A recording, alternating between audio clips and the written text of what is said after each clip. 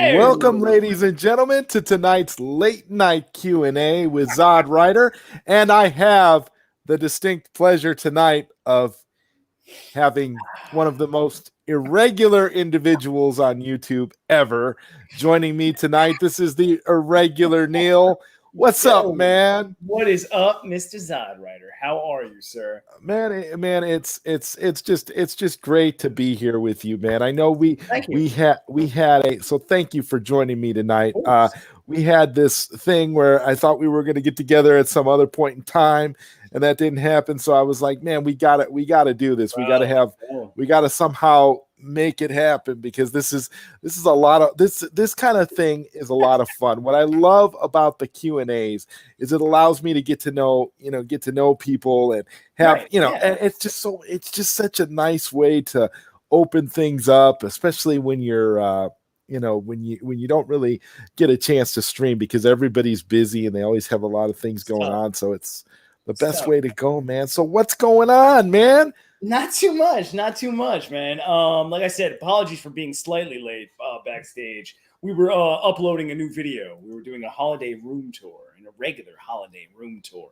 One of my segments that I like to do. Usually it's a toy tour, but as you can see, the Christmas tree behind me, we've got some displays going on in here. Now, is that Christmas tree fake or real? Oh, fake, bro. Fake. Can't get the real. Got to keep it up, for a little bit. So we put it up early. Kelsey and myself are big Christmas fans, and I like to construct things. So it's like, let's go. Let's have some fun. And I see in the background you have the arcades, of course, my friend. Now, have you added to your arcade collection, or are you pretty much those pretty much the ones you've had? These are the ones I've had for a hot minute. I'm in toy jail currently. I'm not allowed to buy any toys. Anybody that is tuned into me, I do a lot of toy shows because I like to go toy hunting and all that. So on the opposite side of this room, there's a lot of stuff. When it comes to arcade one-ups, they are a little bit pricey. So, well, especially now. I mean, they're in the $700 range. I don't know if you've heard or you've seen, but they're extremely.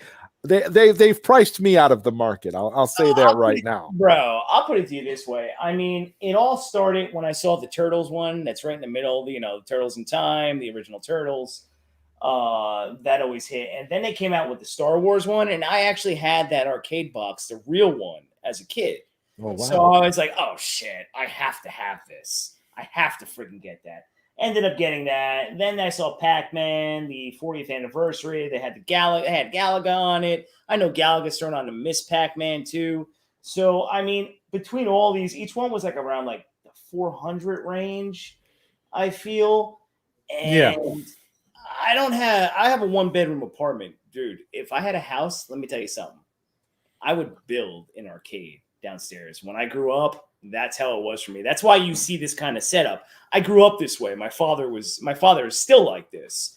Always building displays, always had an ambiance. He would have the pool table, the jukebox, the video game shit. So me growing up, I'm like, oh, I love a nice setting, man. So why wouldn't you want to walk into your place and just be like, oh, it's like right. When you walk in your place, it's your fortress of solitude. It's your fortress of solitude, and it drips of that nostalgia. Yes. And I say more than anything else that literally, like, these arcades, these home arcades, because I'm big into the home arcade sphere. I'm big into the community. That's one of my major things that I love. So like when I look at what this hobby has become, growing up as a kid, it was just like, you would go to these places. You'd go to like the pizza places and the bowling alleys, and you'd see the arcades, and you'd play the games, and you would think as a kid, wouldn't it be nice to have those in your house? It was like it's like one of those things where like now it's like we're spoiled because everything is here. You can get anything you want is there, and the setup and the availability, and it's all possible, whatever you want. But it's just like you say, space is at a premium. If you're like me and you live in a small hole in the wall apartment, or you live in a 1-bedroom apartment or whatever, you have very limited space. Gotta be judicious. So, you gotta know. You got to distance yourself in. You're like, oh my god. Right. You right. You don't want to get cluttered, but it is nice.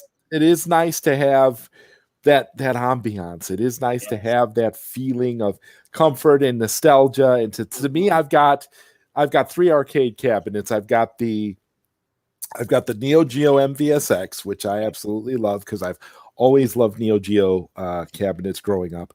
I have a Mortal Kombat arcade cabinet that a friend of mine built for me, which is fantastic. Oh, that's awesome.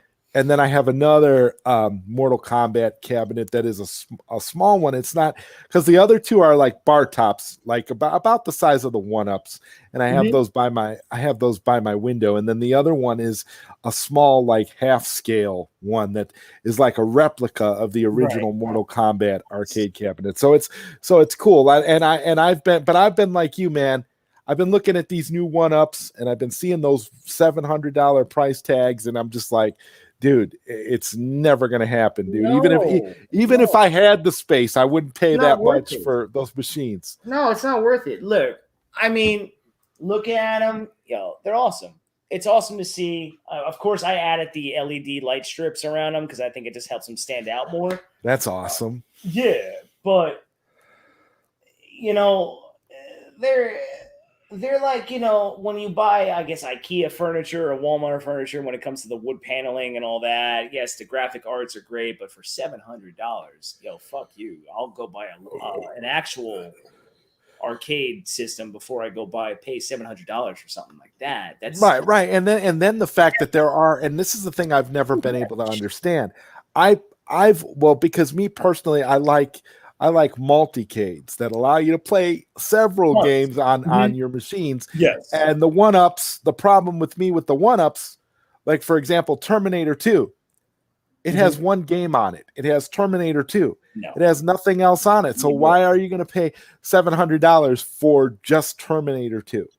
They have that Capcom machine. You saw the Capcom machine they have with like 6 games on it, I think. You're talking about the Big Blue. Yeah, that's the one that everybody likes, and the only reason that one is super popular right now, and that's the one that everybody loves, is because of the online community. You can play online, you can play against other people. All right. So it has that added benefit of being, we could have tournaments online, we could play against each other, and that adds value. Definitely. And I think as of right now, that's on Walmart for like $4.49 or $4.99. So it's actually on sale. But it's still kind of expensive for what you get. I agree. I mean, look, Zod, I'm a huge Ghostbusters fan. So I mean, I've done a lot of shit on that recently. But when the Hasbro Pulse released their HasLab Spangler Proton Pack, I bought that shit. I've got mine coming. That was Proton Pack. Oh, bro, it's fucking sick. I've got my Spangler wand already and everything. Insane. Like that, I was spending money on, no problem. The deets on that. But when I hit 3 on this, I'm like, I could put a 4th. I honestly can fit a 4th one in here. You know what you need? You need a multicade. You need one that plays everything that you can play. Exactly. Where you can play like, you know what I would recommend? I'd recommend the At Games Legends Ultimate. Because that one comes out of the box with 300 games. Oh, geez. And there's ways that you can bring your own games and you can add your own games. So you can pretty much have any arcade game you've ever wanted to play on that one machine. So I would recommend that one if you were to get something else, to go with the ones that you already have, because you currently have arcade 1-ups, and those are mainly dedicated to 1 or 2 titles or a few titles. So like Turtles has 2, Star Wars has 3, and the Pac-Man 40th has 7. So that's why I was like, all right, I'm good with those. And then when I saw some of the others, I'm like, no. That's why I say if you get a multicade, you can literally have thousands. You can literally have thousands of arcade games, and you'll never have to buy another cab. Right. And that's the whole, that to me is what it is, and how I feel about it ultimately, because there's a lot of different ones that you get, but when space is at a premium, it's like, and price is insane, there's no need for it. And Sickness here is asking about Toy jail. What was the crime? Look, man, I did not long ago. It was like 13 toy shows in 1 month, in like a month and a half, and those were all new buys, and they were some big toy hauls. We're talking like, I've got crazy Batman section. I have a nice Superman with some mixed in like Zack Snyder stuff and many other things that are going on in there. Ghostbusters section, Back to the Future, all that kind of shit. Where I have my table, it's kind of hard to twist it to it, but all that stuff exists on my channel. But at the same time, Kelsey's the producer of my channel. She's my girlfriend. So I'm the mastermind behind everything, but she makes it all come to life when it comes to the computer aspects and all that kind of stuff. Okay. But she went on many toy hunts with me. She had to lock me up because I've run out of room on my shelves. I do have to get myself a toy display to put on the oppo side of my section. But it was funny, I broke out, and there is going to be a toy show that comes out later this week because I found 2 nice McFarlane finds, both from the Justice League animated series, one from the Superman animated series and one from Justice League animated series, and they're fucking sweet. But the only reason I broke out, bro, was because Ghostbusters Afterlife came out with a new plasma series, and it's the family that busts together. And it's Phoebe. And for anybody that hasn't seen it, I don't know if I'm allowed to say it. It's a spoiler. The movie's been out already. Ghost Egon. And dude, I've got that collection. I need that shit. So Target released it the other day. So I looked at her. It was like 8:30 at night. We're a couple shots in and all that shit. I'm like, yo, we're going. It's out. Nice. He's like, no, we're going. Get in the car. So, and the thing is that she turned around, like she's turned around for like a second before, and then I've had like 5 toys in my hand. She's like, what the fuck happened? I'm like, they're McFarlane's. I don't have them. And everybody knows the McFarlane line has really improved over the years. Like, absolutely, dude. I remember how terrible the Akira line of the McFarlane toys looked, and those were so ugly and janky looking. And now you see the articulation and how awesome these toys look. It's like they must have got a new developer to do these toys. Zod, what you said before about being spoiled, talking about the arcades, talking about the toys, the generations that, have come now are so spoiled, they have no fucking idea how long it used to take to wait for a movie, video game, not seeing previews for video games. You would pick it out of a freaking Macy's catalog. You'd see the picture. You're like, I want that one. Yeah, I remember those days. Neil. I mean, I mean, the catalog was for me, it was the Sears catalog. And you go through it, and it would have everything that you ever wanted. And they would do like elaborate displays, for example, of like Star Wars toys. My God, they would make those toys look like they were the real thing. You would look at those pictures and you'd be like, oh my God, they knew how to market that stuff in ways that just it was incredible. Before the internet, I mean, cartoons, everything. That's why I guess when you see us as YouTubers now, you know what I mean? Like we see how everybody bitches and moans. We're like, shut up. Just you've got everything. Literally, you've got it all at your fingertips now. It's incredible. Yeah. You're seeing things come to life on screen that you never thought you would ever see in your lifetime. Cartoons that you saw live action, comics you've read live action, just the imagination of directors that come out with things. You're like, oh my God, sci-fi, everything. It's just like I keep saying it's the best time to be a nerd. If you're a nerd and you like all different genres of everything, or just entertainment, it's not a coincidence that you could literally put nerd and nostalgia together and have it all just make perfect sense. Yeah, right. You're right. When have you ever been able to say that? No, like I'm a nerd. You're like, you say that I'm a nerd, and it's like the coolest thing I could be. You said that in the 80s, you get kicked in the face. I mean, it's just a crazy. It's a crazy awesome time. When it comes to this stuff, You know, Right. I'm not, so people don't think I'm going into the realms of everything else. Now we're just talking this shit. No, we're just talking about the entertainment realm. Yeah. Entertainment realm. Yeah. Just pure amazing. Pure amazing. Yeah, totally. I couldn't agree more. I mean, just the fact that you can, we're in a place where if we want it and we make enough noise for it, we're eventually gonna get it. I mean, it's just so like, it's just so incredible. And I've said it before. I'll never understand it. It just feels completely upside down from the way things used to be, for sure. And Batdan 530 here wants to know, what are your thoughts on Zach's turkey post? He is, I like to always call him, and you've heard it from many other people, and it came from me, everybody. He is the honey dicking master, okay, of knowing how to put a prop in there.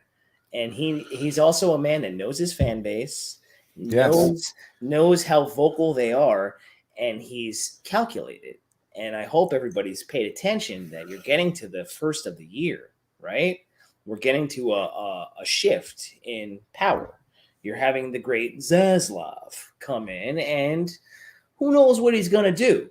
But one thing I did say, in many other places that I've been on, this and that this was going to be a different push to get the rest of his story. It wasn't going to be the same way of just hashtagging the way it was done to get the Snyder Cut out, because that was something that existed. This is something on a different realm, like where you have to get everything from ground zero and make it go. So it was a matter of like, yes, the same kind of canary cry, but in a different fashion. You know what I mean? Yes. You know, and you had to, and it had to be more of a calculated strike. It couldn't just be a daily cry for restore the Snyder Cut, restore the Snyder Cut. Yes, you needed that to happen so they knew that the waves were there. You know what I mean? But you couldn't take it as like, yes, okay, so one day we trend it. No. You needed the man to come in. You needed someone from the big end to come in and get that fan base started. So for me, I think this is a calculated move on Zach's part. That doesn't mean it's totally like, okay, it's ready to come back, this and that. No, this is to show that there's major noise and major money making that is to be had from what he can create. So this was, I say, step one in a new process of getting it restored. And it's going to take a second, though. That's what I think. But this is the first good. That's a great, that really is a great way of looking at it, Neil, because what I like to tell people is, people were giving me a lot of crap because I was saying that when Zach puts out something like that, it's very, very deliberate. Yeah. He knows what he's doing. And by doing that, he's essentially telling you that where I plan to go with this story is that it's going to take elements from Final Crisis. He's letting us know that is the direction he's planning to go. Hence, the ball is starting to roll. Things are in development. Things are getting going again. And this is what I keep trying to tell people. So when I say it pretty much confirms that it's gonna be restored at some point. At some point, it really does, because this is Zach getting the ball rolling, because this is how he started us with Release the Snyder Cut. It was the same kind of thing where you were getting clues. You would get, I remember when Zach did on Vero, before when we first started trending with hashtag Release the Snyder Cut, he showed, he put on Vero a post of his cut thumb, and he said on there, the Snyder Cut. And it was his thumb bleeding. It was a post, and that was one of the first. That was one of the first posts that he did, and to show. And it really, to me, it's like, yeah, Zach knows what he's doing. He's getting the ball rolling. He's essentially getting us in a position to be ready for things to start happening again. And you mentioned the mighty Zaslav, and this is what I'm saying. This is a guy who's gone on record as to say he supports DC. He's a big fan of the Trinity, Batman, Superman, and Wonder Woman. So if that's going to happen, who are you going to look at for that? You're going to look at the man that created a global phenomenon. You're going to look at Zach. There you go. You're going to look at the man that makes the big waves. And that's where everybody gets lost, Zod. Everybody thinks that it needs to be in the news every day or it needs to be on headlines every day. No. That's not how life works. You wait for your calculated moment to strike. And when you strike, that's all of a sudden, all you need is one moment, right? You need one moment. That's right. The moment came for the Snyder Cut when HBO Max was coming in and all the stars were aligning for a movie that existed and history was made. Because you've never seen a studio actually put money back into something. A studio that wanted something dead came back to life. A movie that was 5 years old or 4 years old before it came back out got restorated, got finished, all this kind of stuff. Even got to shoot an additional fucking scene. So you're gonna tell me that that's why you have to see the forest through the trees.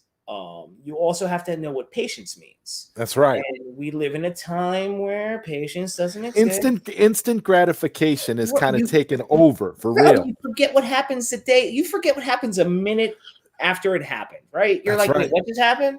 And that's the society that you live in. We're YouTubers, right? We also produce content. We all don't just do live streams. I produce a lot of different original content, this and that, but people have the attention span of like 30 seconds. And what gets you a view on YouTube? 15 to 30 seconds, right? And you got your view because people actually can't sit and process. And you're just like, motherfucker, like, really? Is that a society that we live in? But then you see a guy like Zack Snyder, and if you're a Zack Snyder fan, well, then you like context. You're a person that wants to see things fleshed the fuck out. Am I right or am I wrong when it comes to that? This man never produces a fucking movie that isn't hours long or doesn't have a director's cut or whatever it may be. So, and I do apologize because I do go into random elements, but I try to round it No. Yeah. You're the irregular Neil. So, dude, it works in. Yeah. You do what you do and it works. It actually makes sense. Yeah. Sickness is asking Andrew if he's ready for No Way Home, so we'll let that go. Bad Dan is saying Sears by me just closed, and Sickness said, I remember the wait for a movie to hit VHS. Yes. Yeah, I mean, it used to be back in those days, you wanted a movie, your favorite movie would come out, and back in the early days, it would be like if you really wanted a movie and it would come out on video, those movies were not priced for purchase. They were priced for rental. So if you wanted a movie that was, so for example, say you were really excited, you wanted to see the Karate Kid Part 2, and the Karate Kid Part 2 comes out on home video, you want to buy the Karate Kid Part 2, it's going to cost you $89.95. That was the price. That was the price of those VHS. If you do the research, you'll see those were the prices back in the day when the movies would first hit home video. That was when video players were VCRs, whatever VHS, they were, relatively new, and not everybody had them. And, if you wanted that movie, it was expensive. I mean, now it's as we know, it's a totally different thing, but you can stream it now, man. It's not even the same. See, I love it. At no point will I ever say I don't love everything we have now, because I fucking love it. Okay, I love the access to everything and all the streaming networks and all that. I do miss I guess you could say, the excitement. That's why I like to toy hunt. I don't like to order everything, because the excitement of just finding it compared to just being able to just, go like, go on eBay. Right. It's not the same. It's not the same. You gotta go on eBay so you can get that Boba Fett with the launching missile pack. Right. Yeah. No, some things you have to order. I mean, that's just the way it goes. But like the excitement of going to like your local video store, anybody that had their different. Oh, I remember that. I had one called Easy Video. It was like the shit. It used to have sports memorabilia that I used to buy. Yeah, by me it was Video Village, and they used to have the little thing, and then they would have like they would have the adult section where the movies that were either X-rated or adult would be like behind with the curtain. Did they have like a curtain and like saloon doors? Yeah, and it was like it's like kids were not allowed back there. It's like, dude, you cannot go back there. It was like an 80s movie. All of a sudden you're walking and then like the forbidden light comes on, like right. Oh. And then but the best is when you were a kid, right? And you didn't like totally understand it. But you'd see like an adult walk out and just be like,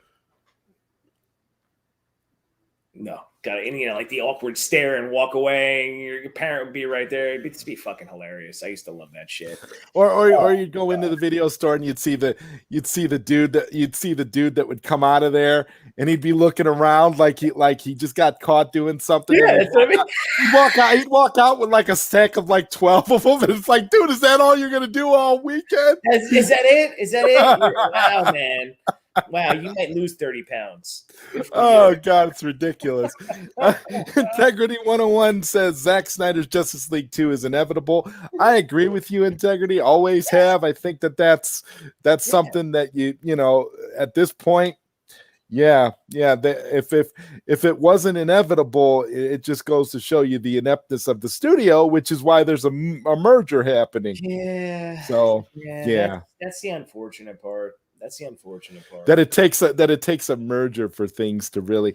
But it's like you were saying about how the stars align a certain way and certain things need to happen. It's like you said, the things that needed to happen to get the Snyder Cut released happen, and now it seems like the things that need to happen to restore the Snyderverse are actually happening. Right. It's an adaptation. It's an adaptation, Zod. Because think about it. You think WB was happy that Netflix gave him a fucking entire playground to go and do all his passion projects almost? No, those are the kind of projects that you only get when a big studio says to you, hey, we need you to make this Superman movie. If you make this Superman movie for us, we'll let you make. It was like what they did with Christopher Nolan, for example. They were like, we want you to make they wanted a sequel after The Dark Knight, and Nolan kind of didn't want to do it after Heath Ledger died. He didn't really want to do a third one, and they were like, well, we'll let you do, I forget what movie it was, Interstellar or whatever, Inception or whatever the movie was. And so that was what it was. He came back to do The Dark Knight Rises because they promised him something else. And those are the kind of projects that the studio working with Zack Snyder. And like you said, Netflix turned that all upside down. They said, no, come over here, Zack Snyder, and be Mr. Netflix. Do whatever you want to do. Flipped it, bro. They flipped it. And so now now Sky's always been the limit for Zack Snyder, and it's always been Sky's the limit for where he left off Justice League. You can't ever tell me, like, people you look at it like this, right? He left the movie open-ended, but at the same token, if it never went on, you still would have satisfaction from what you saw. You know what I'm trying to say? Oh, right. Thank you, Sharon. Thank you. But at the same token, like when I saw Ghostbusters Afterlife, dude, it's left open for an entire universe to continue. They even gave you an end credit scene that left it open. But if it didn't continue, thank you so much for what you just did with that love letter. So at the end of the day, Zack Snyder knew what the fuck he was doing when he put that scene in. He knew what he was doing. He knew that this movie was going to take off and go wild, but it was going to take time before we were all going to get what we wanted to hear. Batdan 530 here says, well, not everything from ground zero, because one Snyderverse project is already filmed. #release the Ayer cut. And I have a theory about the Ayer cut, and I want to talk to you a little bit about that, Neil. My thing that when it comes to the Ayer cut, my problem with David Ayer has always been that he took ownership of the theatrical cut of Suicide Squad, which is why which is why it's so hard for him to get what he wants now, because Zach never took ownership of the movie that came out in 2017. No. He disowned it. He took it off of his company's production credits. He never acknowledged it really in a sense that it was his, whereas Ayer did that. And then for me, this has been my biggest gripe with David Ayer all throughout. When we were trying to do the trending event for Release the Ayer Cut on the day that Warner Brothers released James Gunn's The Suicide Squad, David Ayer didn't want us to do the trending event on that day because he wanted James Gunn and cast and crew of The Suicide Squad to have their day in the sun. So we changed the day to accommodate Ayer or to accommodate James Gunn, and I don't think that it had as much impact as it would have had we did it on the same day that The Suicide Squad was released, because you're showing the studio there that you are demanding something that they started that they did not allow us to see. We didn't get what we were originally intended. So my problem with David Ayer is, he was being a nice guy. Zach wasn't being a nice guy. Zach was saying, this is not this is not my movie, and we're gonna fight. We're gonna fight for it. And like you said, Zach is a master. He's got everything set up in a certain way that he knows that how to get his fans riled up. The man posts a video with a turkey and a graphic novel in the background, and he's got the whole internet on fire. People arguing and fighting. It's crazy. Sold out Final Crisis. Like all of a sudden, boom! Sold out everywhere. So if nothing else, what does that say? Well, if DC Comics needs a boost in sales, just let Zack Snyder do a post with one of the graphic novels in the background. Right. So to everything you just said, I'll start with right here. All right, Zack Snyder, he is the GOAT of everything when it comes to knowing how. He started off in commercials. He started off doing commercials. So the man knows how to promote already. He knows how to sell a piece. You know what I mean? Sell a subject, whatever it may be. So he knows how to pick and choose. So the man The man is he's a patriot. He's a trendsetter. He just knows his craft, and he knows how to do it well. David Ayer, when you're looking at what David Ayer was doing, David Ayer kind of piggybacked off after the Snyder Cut came out, right? If you look at it, if we're kind of doing our homework a little bit, I don't, and this isn't me taking shots at any of that, but Snyder Cut came out, then all of a sudden Ayer's like, I want my cut out. At no point was there a cry for Ayer's cut prior to that. Yeah, we knew the movie was fucked with, but it wasn't a cry that was like the Snyder Cut. Also, you got to look at the properties here. Suicide Squad, Justice League. Justice League, come on now. I think David Ayer fucked up on numerous occasions. Yeah. I remember the heartfelt message he put out about kind of like his backstory on his life, this and that. And you remember that when that came out? I remember that on Twitter. And I also remember the quick. Go ahead. Yeah, no, keep. No, I also remember the quick cryptic tweet that he put out where he talked about being stabbed in the back like Brutus from Julius Caesar. Yeah, and it was in reference to I think James Gunn, but he deleted the tweet. But everybody took screenshots of the tweet. Yeah, so why even if you want? See, this is how I look at it. You know what I mean? Nobody gives a shit about anybody at the end of the day, and I don't mean that in a bad way. We're all self-centered people, meaning like we all need to know where our lives are going. We all want to make our brand go. We all want to do things that we need to do for us. And at the same token, that doesn't mean you're screwing people over, but you have to look out for number one, and that's you. When you're in a relationship, you're looking out for two people. At the same time, though, each person will still look out for each other when they're not with one another, correct? So yes, you're always looking out for yourself. This is a man that is in the entertainment business. Your movie got fucking chopped, fucked with every which motherfucking way. And then you saw Zack Snyder have something happen that never happened before.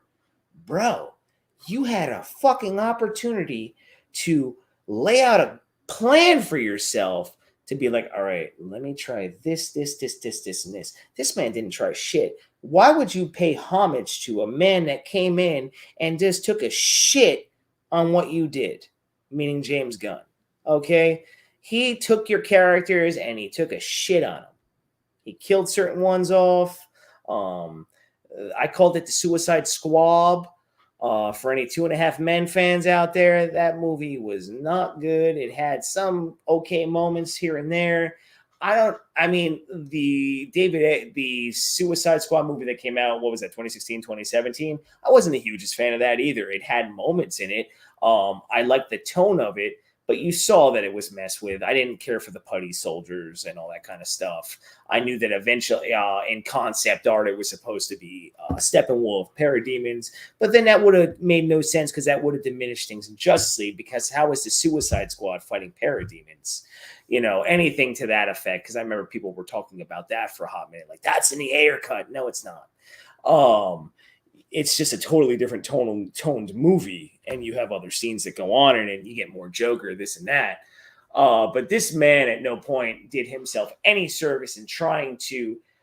Everything he did was backwards. So we got a letter. Then all of a sudden, after the letter, you're getting photos and pictures of things you've never seen before. And then that's gaining traction. But at the same token, you killed your one movement when you said, no, I don't want to do it on the day that they release the Suicide Squad movie. But what other better day would it be to do that? Right. You have to rival the movie. You have to show that you have a cut that more people want to see than this new cut. But you didn't do that. So did you hamper yourself? I don't know. Do I see the Ayer cut happening before, say, Zack Snyder's Justice League Part 2 and 3? No. Wow, that's a hot take. But you know what? I could see why you would say that, though, because David Ayer keeps shooting himself in the foot. So he had too many opportunities already. Like, I'd love to see it, man. I feel like if he would have taken pages out of the Snyder Cut playbook, and if he would have listened to the Snyder Cut army that wanted to fight for him, he would be getting his movie. I really do. I think it would have been out already. It should have been out already. Yeah. I'll put it to you. It should have been out already. It's just like, fuck, dude. You're too respectful to people in the entertainment business. Why? Right, because what do they always say? It's not show friends, it's show business. So right. I mean, look at my art. Look at my Suicide Squad version of, it's like End of Watch. You ever see End of Watch? He did End of Watch. You ever see that movie? Yeah. Mm-hmm. That, throw that into like a Suicide Squad type of movie. Like, dude, this guy, he fucked up. He could have gave you a movie that you wanted to see. And the one thing that people got to remember, it's not the fucking Joker you saw in Zack Snyder's Justice League. Well, allegedly, we haven't seen what, according to them, we haven't seen what David Ayer intended for the Joker, because that cut was completely Okay, go ahead.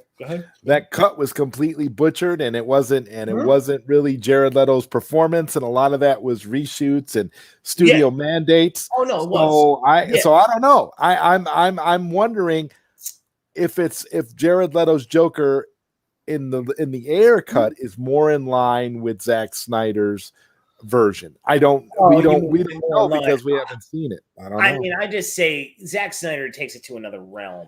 I agree. I'm just saying, like, people be like, well, that's the same. No. I'm not saying what Ayer gave you wasn't going to be, fire, or how everybody says fire or good and all this. I'm saying it would have been, it's not the exact same thing, because Zack Snyder just does something totally different on his own platform that you can't touch. And that was a brand new scene that you saw. So there ain't no fucking way he was collabing with David Ayer saying like, okay, what you do in your cut? Yeah. I wonder Zack Snyder has even seen David Ayer's cut of Suicide Squad. I don't know. Right. I mean, who knows, man? Sharon Peters here wants to know, did I see an Eggs Arcade 1-Up cabinet? And I wanted to give you a chance to answer that. Do you have an Eggs Arcade 1-Up cabinet? I don't think you do, but no eggs.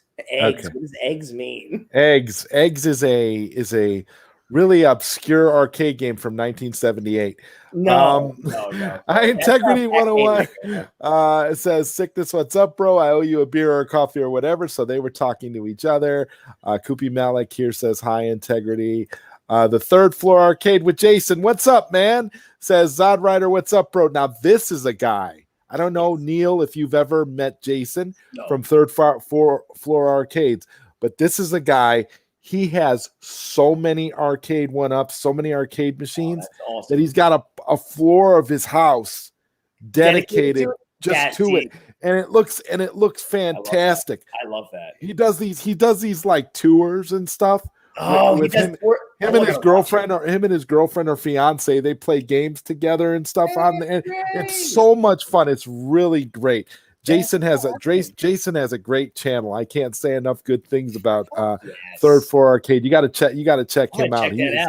It's incredible. Like he'll like, and anytime he gets a new arcade, he'll showcase it, and then he'll move it into the. Oh, it's really nice. I like that. That's someone that's right up my alley. All right. And my good friend Graphic Vandalism, aka Johnny Alpha, says, "Yo, yo, yo, what's up, Johnny? Hey, Johnny." And we've got Integrity 101 here says, I like this guest, dude. Dude is spot on, totally right. Yeah, Irregular Neil, man. That's what I'm saying. I've been waiting to really chop it up with Neil, because a lot of times, we try, but it doesn't always work, and it's like we don't always stream in the same circles. So I'm like, we have to do something like this. This is so much fun. I like a nice one-on-one. I like awesome. And Jesse Allen, hashtag release the air cut, says, hey, what's up, Jesse? Good to see you. And we've got all these great people here, and Koopy Malik has Sickness covered with the coffee there, and we've got Sharon Peters, who says to Bat Dan and Neil would be such a cute couple. I guess that would be considered subjective, so we'll leave that there. And we've got Yo Sickness, and Bat Dan says, the instant the Ann Sarnoff article came out after the Snyder Cut, people gave up like that. Snaps fingers. A lot of people did give up after that, because they took that as a definitive no. But those of us who have been, faithful and have believed in Zach all this time have never given up. But that's what they try to do to you in life. There's always a fucking narrative. That's what I say to people. You live in a day and age where there's too much fucking content. Too much content. There's too much. There's too much. So you can be manipulated very easily, especially if someone's very slick with their words, or they know how to just lie to you, or whatever it may be. But when you know something's making money and this and that, and you can see a studio trying to hide it every which way they can, slander something. There's an announcement about how great it did, and then all of a sudden they come out with some kind of fugazi announcement about something that still hasn't become relevant. Come on. But if they get you to react, then they did their job. And then they can play a narrative on you and flip it on you and call you what they all like to say, a cultist, or a negative fan base, or cancers or something, or whatever it may be, whatever they want to say. This is a perfect comment I'm going to read here, and then I want to get your response on this, Neil. Yes. Koopy, thank you for posting this. He says, the sad thing is, some of us that used to trash the trends for their obviously one-sided news are now waiting for everything from DC. I'm like, what gives? And to me, that's a good point, because I'm seeing that too. You get a lot of people that are telling us that you have to support everything that comes out from DC in order for the Snyderverse to be restored. Why? That makes no sense. And I've never believed that, and I've never subscribed to that. But there's people that were in the Release the Snyder Cut movement, who are alleged leaders in the movement, who claim that that is a direction that you should go in. And then they kind of flip flop back and forth. And it's like, okay, yeah, we supported Wonder Woman 84. What did that do? What did that do? Support that movie. That movie was garbage. That movie was garbage, but that's the point, right? It was garbage. You support something that was garbage.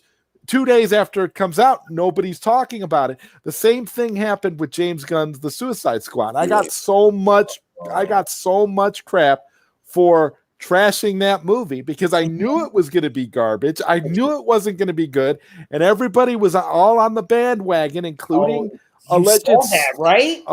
including alleged Snyder fans who are fighting for the Snyder cut or for the Restore the Snyderverse. They're all jumping on the bandwagon for the Suicide Squad, and 2 days after that comes out, crickets. Nobody's talking about it because it wasn't any good. So to me, I don't get the logic of wanting to ever support other stuff that comes out. That's like saying if you want the Snyderverse, you have to support Super Pets. Well, it's just not happening. I don't know what you want me to say. Like, I mean, really? I mean. That's the kind of shit that cracks me up. Anyway, anytime I listen to any of that stuff, oh God. If you've ever seen movies, when the government tells you everything's okay, you're gonna be fine, you're not okay. Never. So in life, there's nothing but narratives, and if you're not part of the group per se, like I did a 10-month live stream for my first 10 months on YouTube, and I compared it to the high school cafeteria. And I'm like, oh my God, which table do I sit in? Do I sit at the cool kid table over there? Do I sit at the nerd table? Do I sit at oh my God, what nation do I go to? I don't know. God forbid I choose the wrong one. So when a patriot comes along, that's a person that fucks everything up. He throws something right in the middle of everything. And that's what Zack Snyder is. And that's what Zack Snyder did. And he created a nation behind him. Yeah.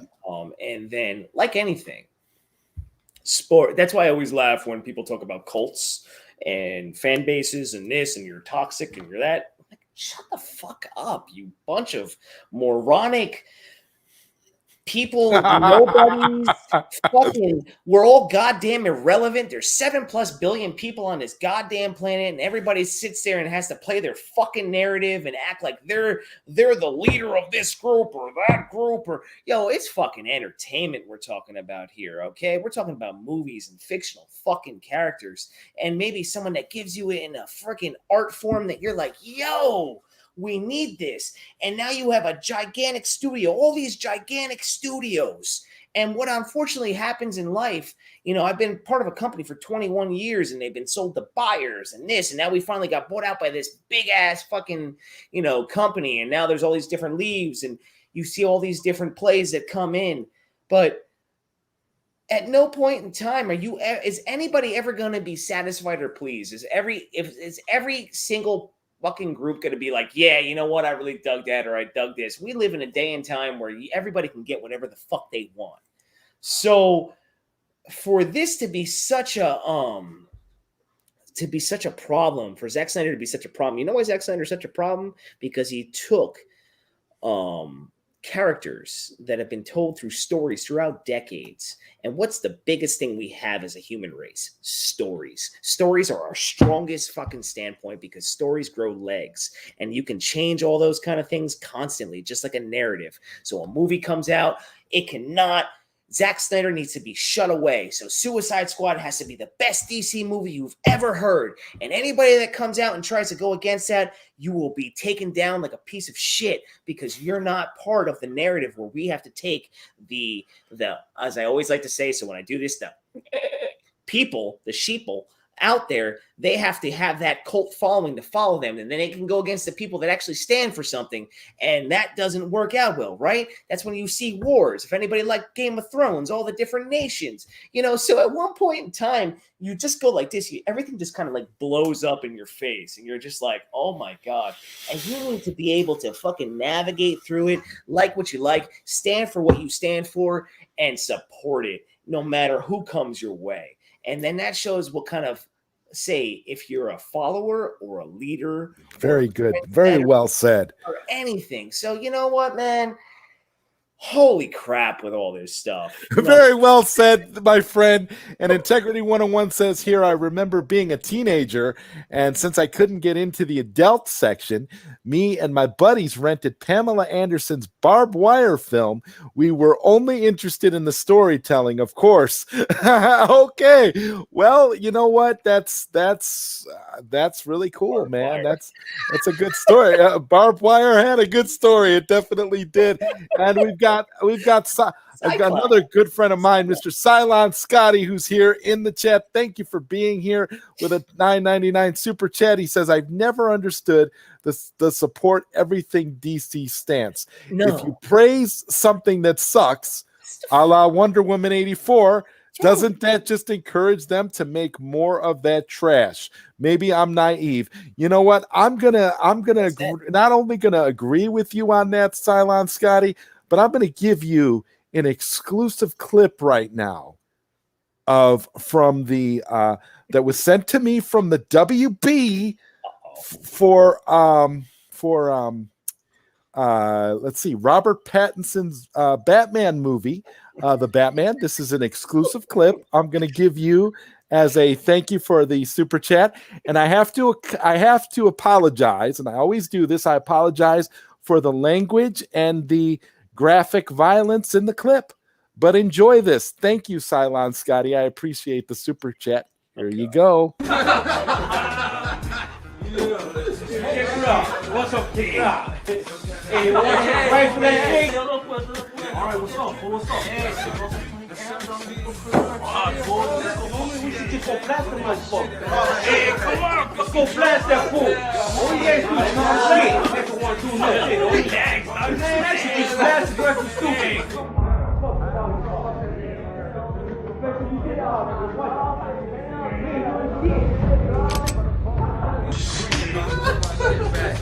Serious, like we gotta blast the fool, man.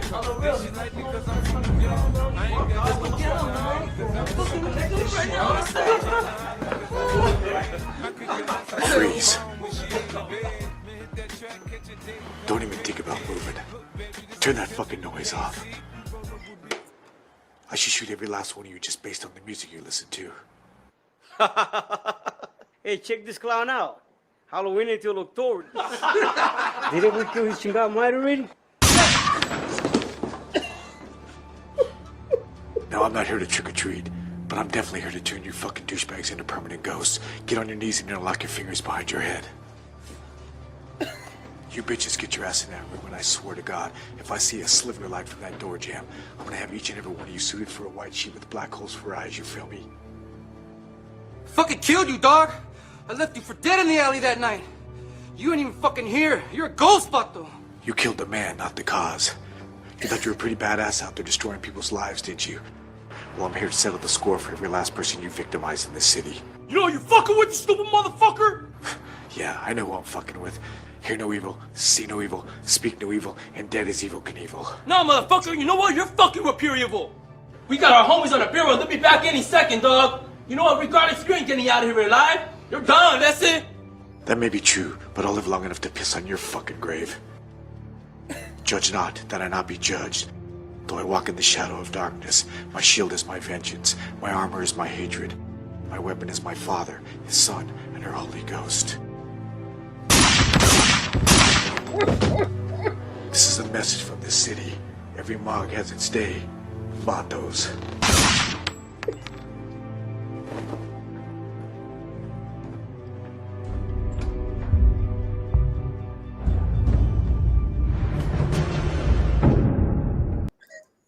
So there you have it, an exclusive clip from The Batman, starring Robert Pattinson. Thank you again, Cylon Scotty. You're much appreciated. I love you, bro. Thank you so much, man. What did you think of that exclusive clip, Neil? Because I'm sure that was the first time you've ever seen it. That was the first time I've seen that. That was really good. Who the fuck did that? Yeah, it's wonderful. Like I swear, when WB sent me that exclusive clip, I was floored. I was like, my God. I was like, the cinematography was just off the chain. And Strong Arm Flick says, I don't, but I do remember Zach as well saying he wanted to honor what came before, but also do something fresh. Okay, they're talking to each other. And we've got Rel McMillan said, according to certain people, only the Snyder fans can be toxic on Twitter. Yeah, and that's one thing I've noticed about you, Neil. Yeah, what's up? You are not a fan of all this toxic baloney. I already know how you are. You don't have a Twitter account. I did, but I got suspended, and then they never let me back. I never created another one, so I'm like, all right. Okay, well, because I know, because I communicated with you via Instagram. Yeah, to get Instagram. you on the show. So I totally understand. That you prefer Instagram as your social media platform of choice, and I understand that too, due to all the negativity. In your summation, how do you see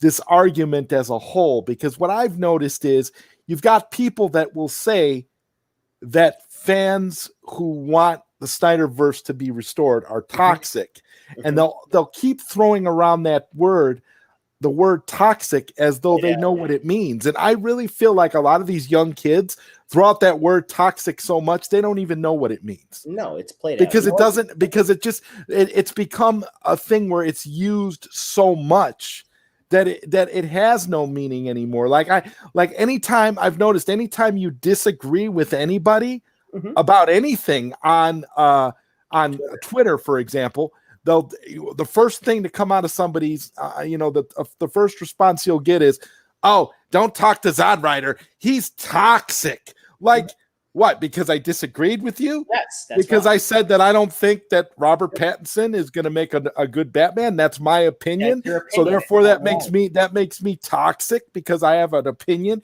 differing from yours. I mean, what's your take on all that toxic stuff? Bullshit. Yeah, it's all bullshit. It just, and I don't want to play out the word narrative. It's the narrative of right now. It's a way to filter people, filter individuals, not filter a collective. You understand what I'm trying to say with that? You're an individual. You think for yourself. I think for myself, which is why I got kicked off Twitter. I don't agree. Hey, dude, I don't agree with people within the fan base. I don't give a fuck. I just have my own motherfucking opinion. I don't give a shit at the end of the day. But this whole thing that goes on these days is, if you're somebody that is a strong-willed person, you have a voice. You have a voice, right? And and you're not scared to put your opinion out there. Well, yeah, man. As soon as you do that, you're going to get attacked by a lot of people that are part of the collective, people that are a part of the scrolls or the skulls or whatever fucking dark realm that they hang out in, where they need to be force-fed things. You know what I'm trying to say? Absolutely. People that will drink people that'll follow a cult leader, people that'll follow somebody that sucks them in because they need to be loved and they need to be paid attention to, and just listen to what they need to be validated all the time. And what do we That's live what in? it is. That's why world of validation, sir. That's how it is. It's like you get dog piled on because these people need this validation. Right. And again, I'm sorry, Captain James, if you were upset by the clip that I posted. I did post a disclaimer at the beginning. He said, "So you want to say right now the Batman kills those with guns when it's not even out yet?" About I'm unsubbed. Okay, bye. I mean, I'm sorry that you feel that way. I mean, it's a very it is a very brutal clip. It's a very adult oriented thing, and I think that this is going to be more of a horror movie than a traditional Batman movie. From everything that I've seen, it looks like a cross between like the Zodiac Killer and Seven with Batman. That's what it looks like to me. I mean, it doesn't really look like it's going to be very much very your comic book Batman-y. Right. I know what you're trying to say. And you're taking it from what we just saw with Zack Snyder, because Zack Snyder gave you the comic book style of Batman. He gave you comic book. He gave you comic. That motherfucker gave you comic book with stakes and a serious tone to it. With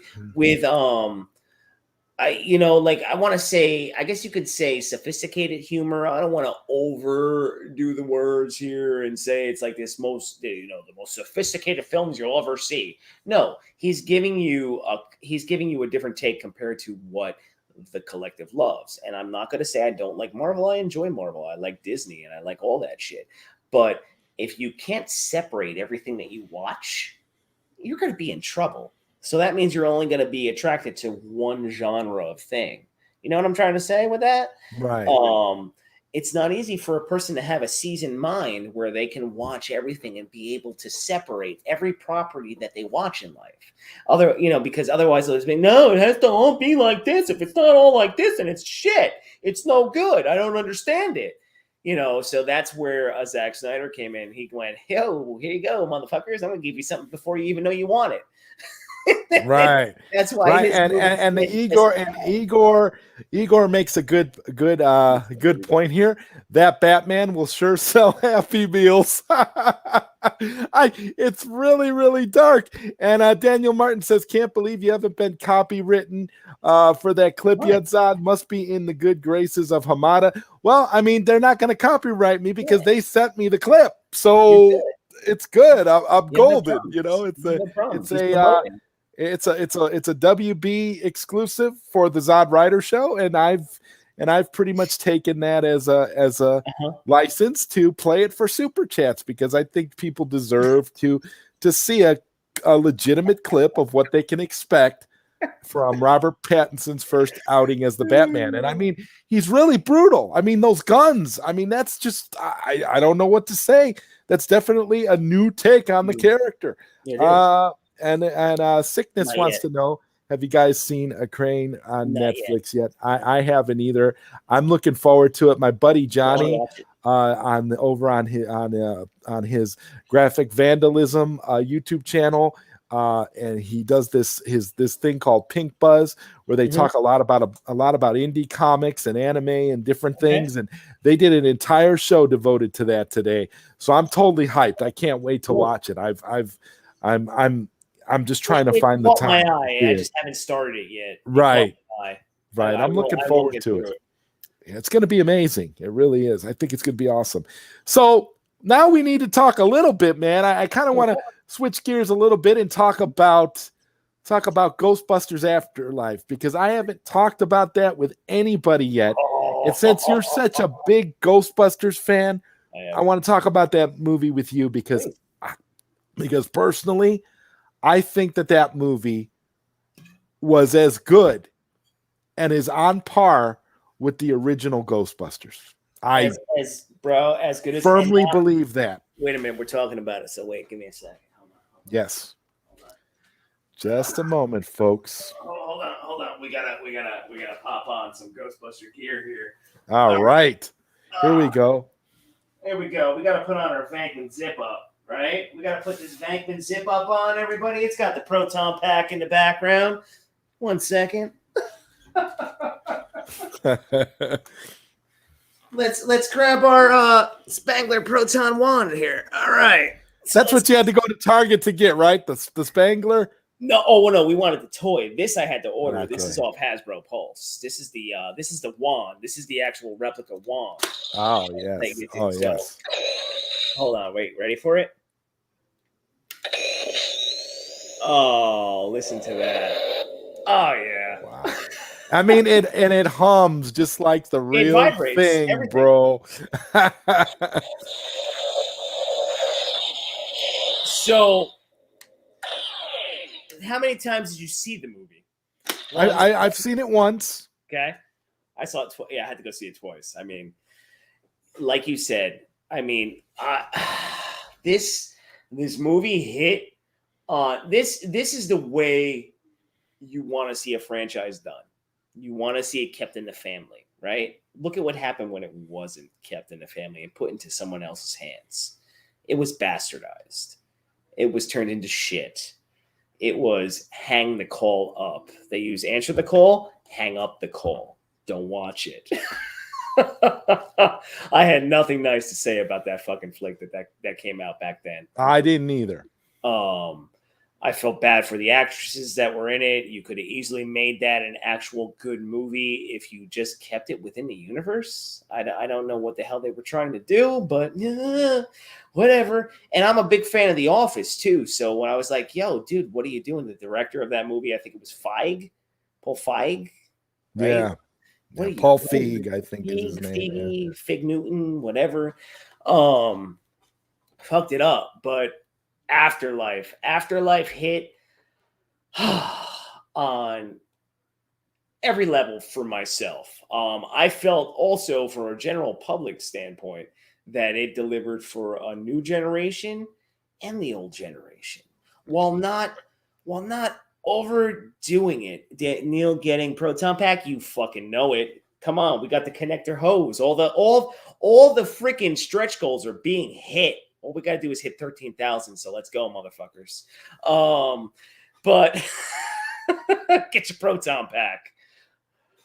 You know, like the start of the movie, the score. How about the score? The score alone, when it came to that movie, they didn't try to create a new score. They took them from the first movie and they just gave you every kind of bit from the first movie and maybe gave you a little couple extra like little riffs here and there. Start of the movie.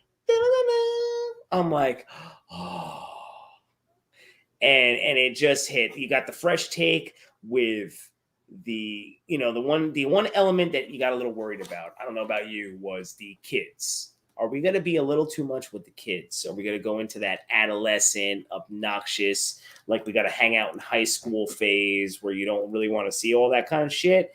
No. We didn't get that at all. We got stakes throughout it.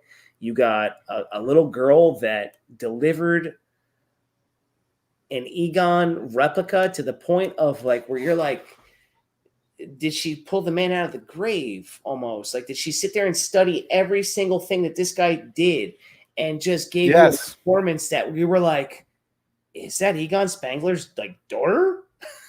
I mean, what the hell? I couldn't believe what I saw that came out of her. I mean, from the mannerisms to the delivery of lines, Paul Rudd delivering like a Louis Tully aspect to it.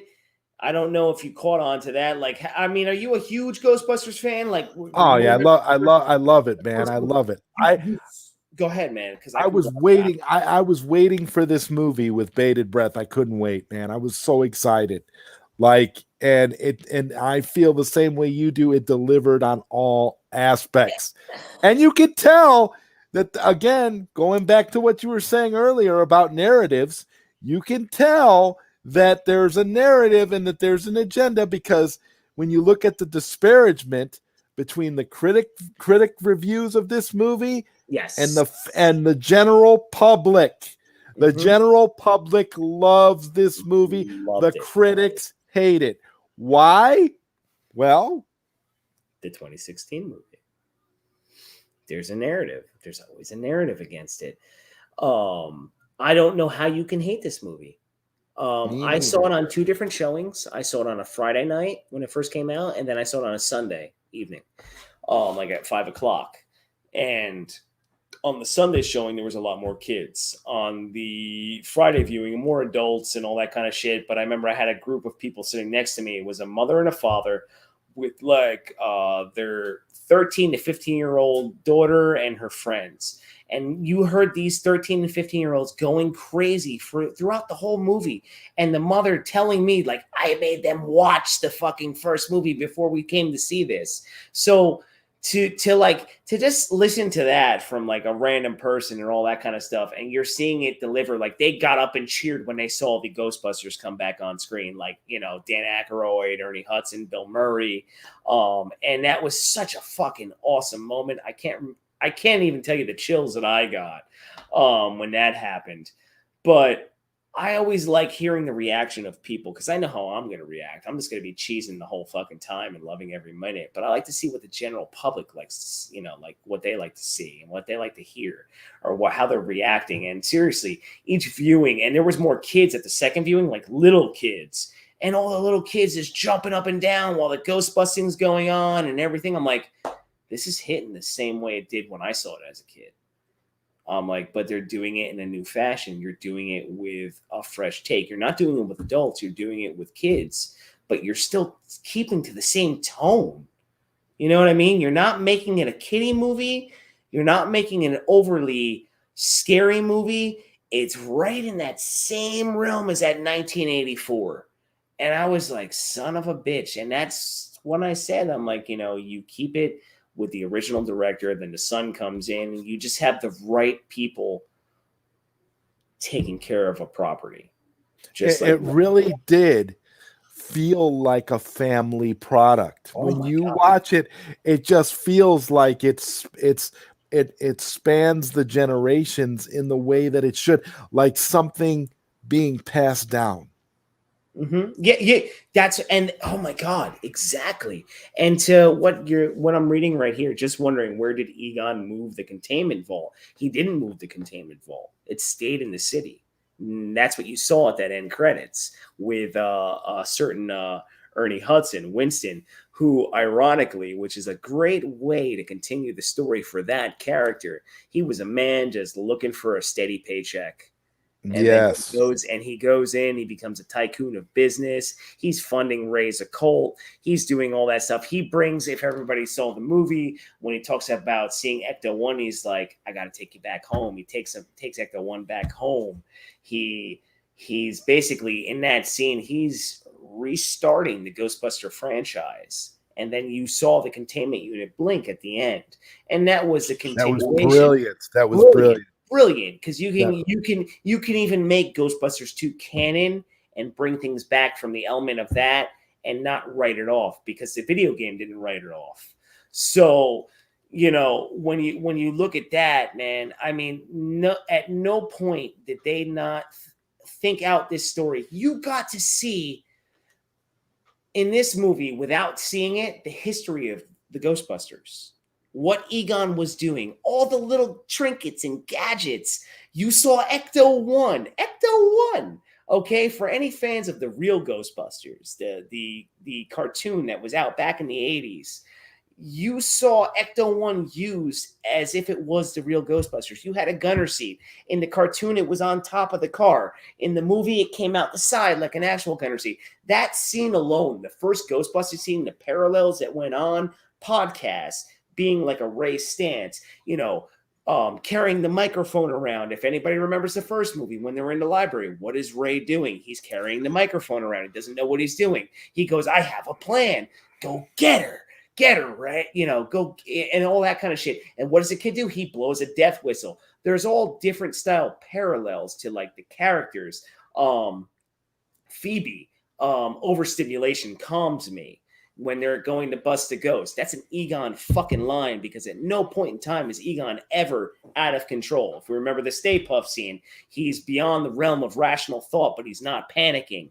He's overstimulated. There's another Egon thing right there. So paying attention to all this, there's all small details. So I'm a man of context. I like context. I like character development. So when I can see all these little bits and pieces being done, I'm like, oh my God. Seeing the plan that Egon had to stop Revelations, to stop the apocalypse. Holy shit, what an awesome fucking setup. What an awesome setup that was, with the proton guns, setting up every time it tried to rise, the streams would set off and shut it down. The use of knowing this was going to be an Egon story and doing it in the most tasteful way possible. It was called Afterlife. We knew there was going to be some realm of... Absolutely. You know what I mean? The only thing I was never... I'm like, don't kill the Ghostbusters off. Don't kill the Ghostbusters off. Don't let them sacrifice themselves, because that'll really kill me if they do that. And they didn't do that. And the way that you saw Egon's ghost come in, not talk, the stand-in, the VFX for that were fucking hands down. They used a deleted scene from the original Ghostbusters in order to make that work. And it was just crazy. It was done with so much taste. It was done so beautifully. It was like what you wish they would have did with Carrie Fisher in the previous Star Wars movies, because it was done so well. It was beautiful. So I mean, oh God, next when Phoebe moves in, he's standing with her right next to the three Ghostbusters, and you see Winston look at him like, and then Ray, and then Peter. You're just like, oh my God, this is just being done so well. The banter between Peter and Gozer that continued basically from the first one, because Peter was a smart ass in the first one too. How about when they told Egon's ghost? How about when they told him, you should have called? Yeah. I'm just like, my God, that is so perfect. Like, they were fully aware of the fact that he was a ghost, and he still had their back in every way possible. It was just so perfect. Like, I don't understand. So like, when I'm seeing all this criticate, it's like, this is all the reason why people should never trust the critical views on anything, because this movie was brilliant. This movie was made for fans. This movie was made to extend the life of Ghostbusters and carry it forward. This is how you carry a franchise on for a new generation. This is how you pass the torch. Yes. This is something Star Wars could learn a lot from what we got with Ghostbusters Afterlife. I mean, wow. Like I was blown away. Like, every moment, it's like, my God. And like the scene in the grocery store where Paul Rudd is looking at the Marshmallow Man, the Stay Puffs, the little cute ones coming out. I'm like, wow, this is insane. That was a perfect callback. Oh my God. His delivery with the kids was great. Like I said, man, there's nothing. The second time I saw it, I'm like, because the second time you see something, you can dissect it more. You know what I mean? You can look for different things. I'm like, yep, loved it even more the second time. So when I'm able to watch movies, I can't wait to see it again. I can't wait to buy it when it hits video on demand, because it is so incredible. It was such a great movie. I highly recommend everybody see it if you haven't had a chance to see it. And Daniel Martin says here, with Ghostbusters Afterlife and the director's cut of Rocky IV, this is nostalgia done right. Now, Neil, I don't know if you got a chance to see some Stallone's ultimate director's cut of Rocky IV yet, but if you're a fan of those movies, you owe it to yourself to check it out, because it's fantastically done, and it fits in. It makes Rocky IV fit in more with the other movies. It makes it more serious. It makes it a little less like comic book, like fantasy kind of thing. It actually feels more like a real Rocky, story. It has more realism. And I said this yesterday when I did my review about it, that it's basically the biggest difference between the theatrical cut and the ultimate director's cut is realism. That's the biggest difference. Oh, see, I like that though, because shit, I'm a big fan of the Rocky franchise. Oh yeah, I think you'll enjoy. Oh well, yeah. Everybody hates Rocky. It's Rocky V that hurt. You can. I said this yesterday. You could actually eliminate. You could watch Rocky 1 through 4, like the director's cut of 4, and then you could go straight to Rocky Balboa and pretend that Rocky V never happened, because Rocky V is never referenced again. It never has any. Doesn't have any meaning moving forward. So, you know. See, that's awesome. That's good. That's good to know. Because I'm a big action junkie from the 90s. So, you know, everything Stallone, Van Damme, we go like Seagal, we go all these guys. Fucking loved all that shit. So. Oh, yeah. And Cylon Scotty says, everything Neil is saying is just exactly what's on my heart with Ghostbusters. I was just overwhelmed with joy. Yeah, I couldn't agree more. Cylon Scotty, we are all in agreement on this movie. It was the perfect blend of nostalgia and newness and passing the torch and carrying Ghostbusters over to a new generation. The best way to do it. And to the next comment you see there from one of the peeps, Koopy Malik. Koopy Malik, yes. Neil, do you think we'll ever get the Extreme Team live action depiction in another Ghostbusters movie? All right, to go off that, I never got to like totally dive into the Extreme Ghostbusters. I will. That came a little past, at my time at one point. Egon was like kind of like the predecessor that kind of took on with that new team, if I remember correctly. You might be seeing that kind of headed that way with what they're doing, because they have a younger with how they left it with Ernie Hudson. Yes. I think you're kind of gonna have that. I'd say you're not gonna go Extreme Ghostbusters, but you're gonna have that style because you're going into a new team, just like they did with that series. So you might be getting that, Koopy.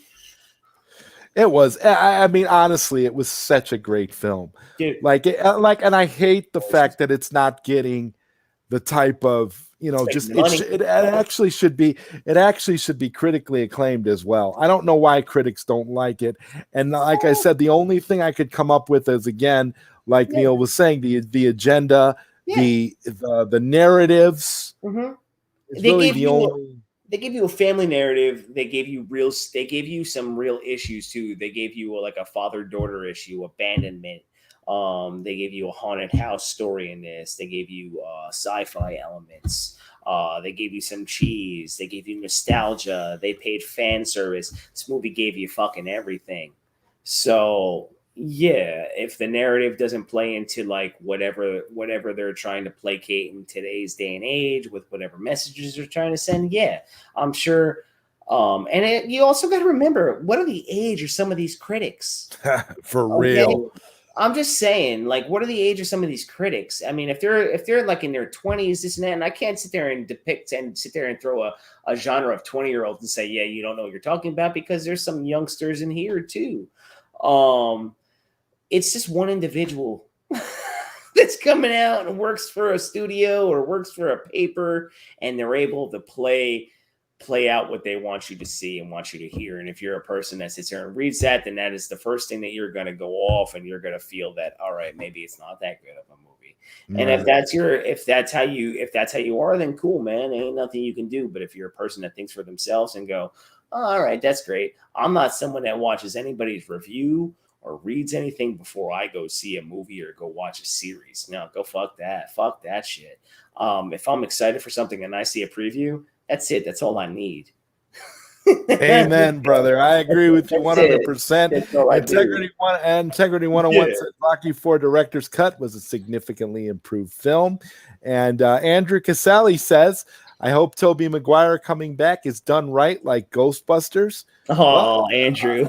See, now that would be, and we can all hope for that, Andrew. I'm not gonna lie, Andrew. I hope it's done right. Lucas Ironside says, "What's up, Neil and Zod?" And we got Belle Reeve in the house. What's up, Belle? Belle says, "Neil, Zod, what's up?" Oh, Belle's here. Let's take a shot. Oh yeah, there you go. Here we go. Let's go, baby. Let's go. Neil doesn't have work tomorrow. What are you taking a shot of, Neil? All right. Well, tonight, as always, we're going to be taking a shot of Jim Beam Fire. That's right, everybody. That Jim Beam Fire. Kelsey's cursing me out right now. She's sleeping in the bedroom right now, telling you, asshole, you're taking a shot without me. She says that all the time. So, all right, let's continue. We got Belle in the house, and now it's a party. Absolutely. I couldn't agree more. I mean, you again, dude, like this is where we are. It all goes back to what we were saying earlier about nostalgia being key at this point and having everything at our fingertips, man. It's where it's at, Zod. I mean, if people don't learn to recognize where we are in life and that we have all this awesomeness. Just reaching for a beer. Sorry, we're having a party tonight. And all this stemmed from Belle coming in the chat. See, that's Belle. That's the effect you have. Oh, she likes she always goes, Neil, you're always drinking. Yeah, that's right. Oh man. Nostalgia is where it's at, but nostalgia has to be done right, Zod. There's many places where nostalgia and fan service is done, and it's not done well. Yeah. I And totally that falls into things. So cheers, everybody. Cheers to everybody. And since this is a party, and this is true, and this is true party fashion. Listen, I got the Irregular Neil on this show, so I'm going to do something irregular right now on a late night Q&A live stream that I've never done, and put the link out there for anybody that would like to join me and the Irregular Neil in the party. Because in about a minute or two, I think I'm gonna run over and grab myself a beer too. Because hey, it's a party, and we got to we have to treat it like a party when we have Neil here. So I'm gonna go ahead and put the link in the chat for anybody that would like to join this little nostalgia party that Neil and I are having right now. Because life is a party, everybody. You're about to have this is the fun part, ladies and gentlemen. So if you'd like to join in, there it is. There's the link. You can come in the chat with me and Neil. Join the party. This is what it is, and it all started with Belle Reeve coming into the chat. So there you go. Thank you, Belle. You gotta love Belle. You can't not have. You gotta love. And there's Integrity 101 over here. Look at Integrity. Integrity says it himself. Screw it. I'm grabbing a beer. There you go, Integrity. Yes, guys. If you know who I am, you know the slogan. Why wouldn't you want to? Oh, it's so great. What beer are you drinking right now, my friend? Tonight I've been going a little light. I'm going with a Goose Island IPA. It's a 5.9. I'm gonna probably grab a Blue Moon in a minute. And we got Marcus Cruz here in the chat. He says, Zod, have you seen the Fantastic Four cast leak on 4chan? Seth Rogen is the thing. Listen, Marcus, I feel bad because I know you had this, Marcus, you have this idea of what you wanted the cast to be. And I honestly, bro, I'm sorry, dude. Seth Rogen as the thing. I'm sorry, bro. I'm sorry. like I don't know what they're thinking about. That would be beyond horrible. No. And people know what I'm about to do. The greatest Fantastic Four movie of all time is the Roger Corman Fantastic Four. I've said this. There's a reason why I keep this movie at arm's length, because it is the greatest Marvel movie, in my opinion, of all time. Roger Corman's Fantastic Four. It is incredible. It actually feels like the 1960s Fantastic Four. I do this so much that I actually had my dad was like, I got to watch that Fantastic Four movie. He didn't like it much, but he watched it because I'm always pulling the Blu-ray out on my streams. Like, yes, this is the movie. And now have you seen it, Neil? No, I haven't seen that. But I've seen the photos and all. Okay, it's very cheesy. And with that, we're going to bring in some people who would like to join the party, Neil. This is a first. Like I said, we got to do something irregular tonight. So we've got the one himself, Mr. Andrew Casale. There he is. And we have Bat Dan 530. Welcome to Late Night Q&A. You calling Roger Corman Fantastic Four the greatest Marvel movie of all time is laughable. It's my opinion. It's subjective. I don't know what to tell you. True.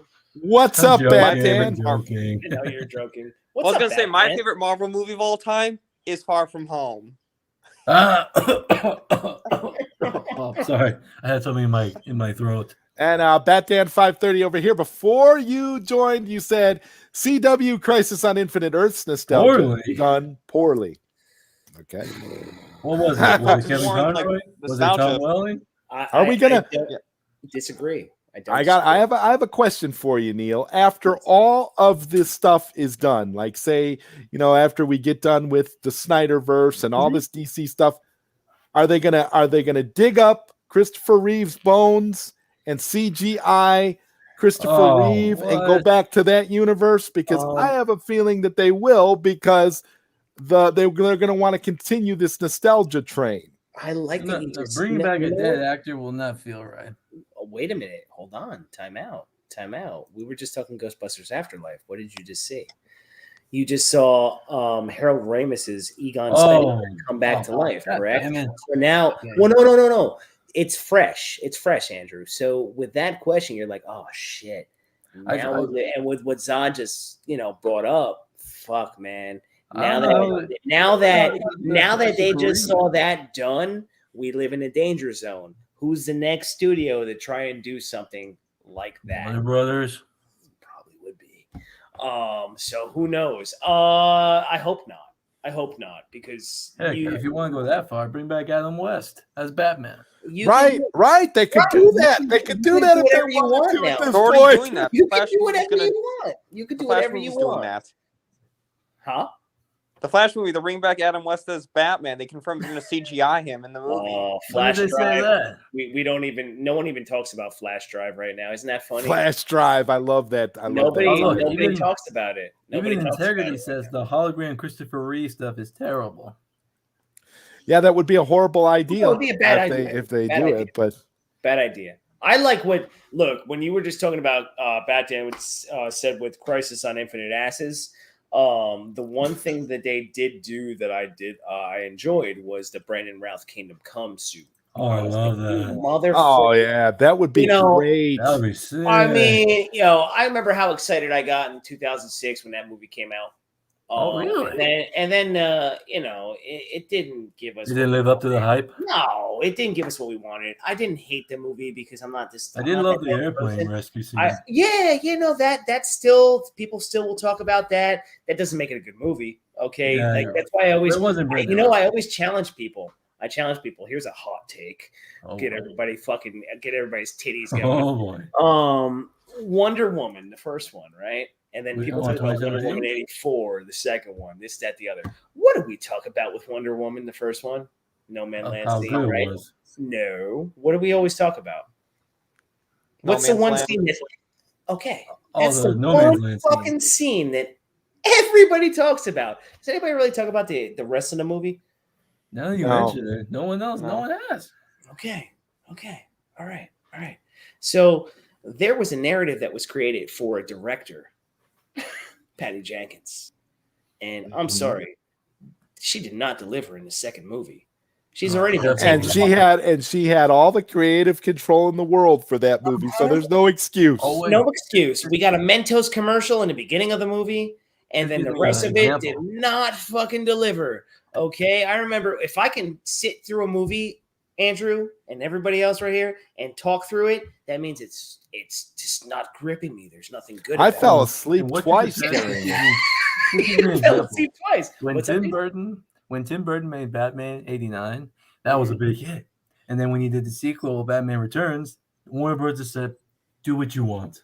Well, did they? Yeah, but I don't know if they said "do what you want." I also remember. Because there's another thing. Being a kid, I remember having all the memorabilia, waiting for that shit, and just getting so excited. But the second one, they wanted to sell more toys. They did not sell any toys really. I thought that was the Schumacher movies. No, well, that's when Schumacher came in because that's what they wanted. Okay, Tim Burton was also signed on to do a Superman movie that was connected to that Batman universe. Superman Lives that didn't take off, right? And they were going through all that, and that whole documentary came out, which is awesome. Yeah, done by the late John Schnepp, if I'm correct. Oh, I know. Yes. Yeah. Oh, yeah. The Death of Superman Lives. Yes, The Death of Superman Lives, and that was connected to the Burton universe because Keaton was going to star in that, but. Well, I mean, it was going to have Nicolas Cage, which I don't think would have fit. Well, no, none of it fit. Chris Rock was Jimmy Olsen. Kevin Smith wrote the script. Do you guys know there is an audio company out there on YouTube that actually took that script that Tim Burton was going to shoot with Nicolas Cage as Superman and adapted it for audio.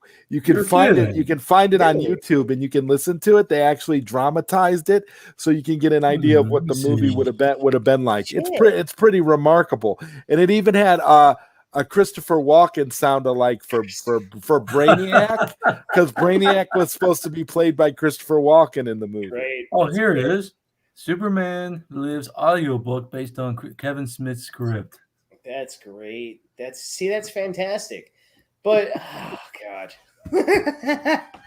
And Integrity 101 says, I love Reeve in those films.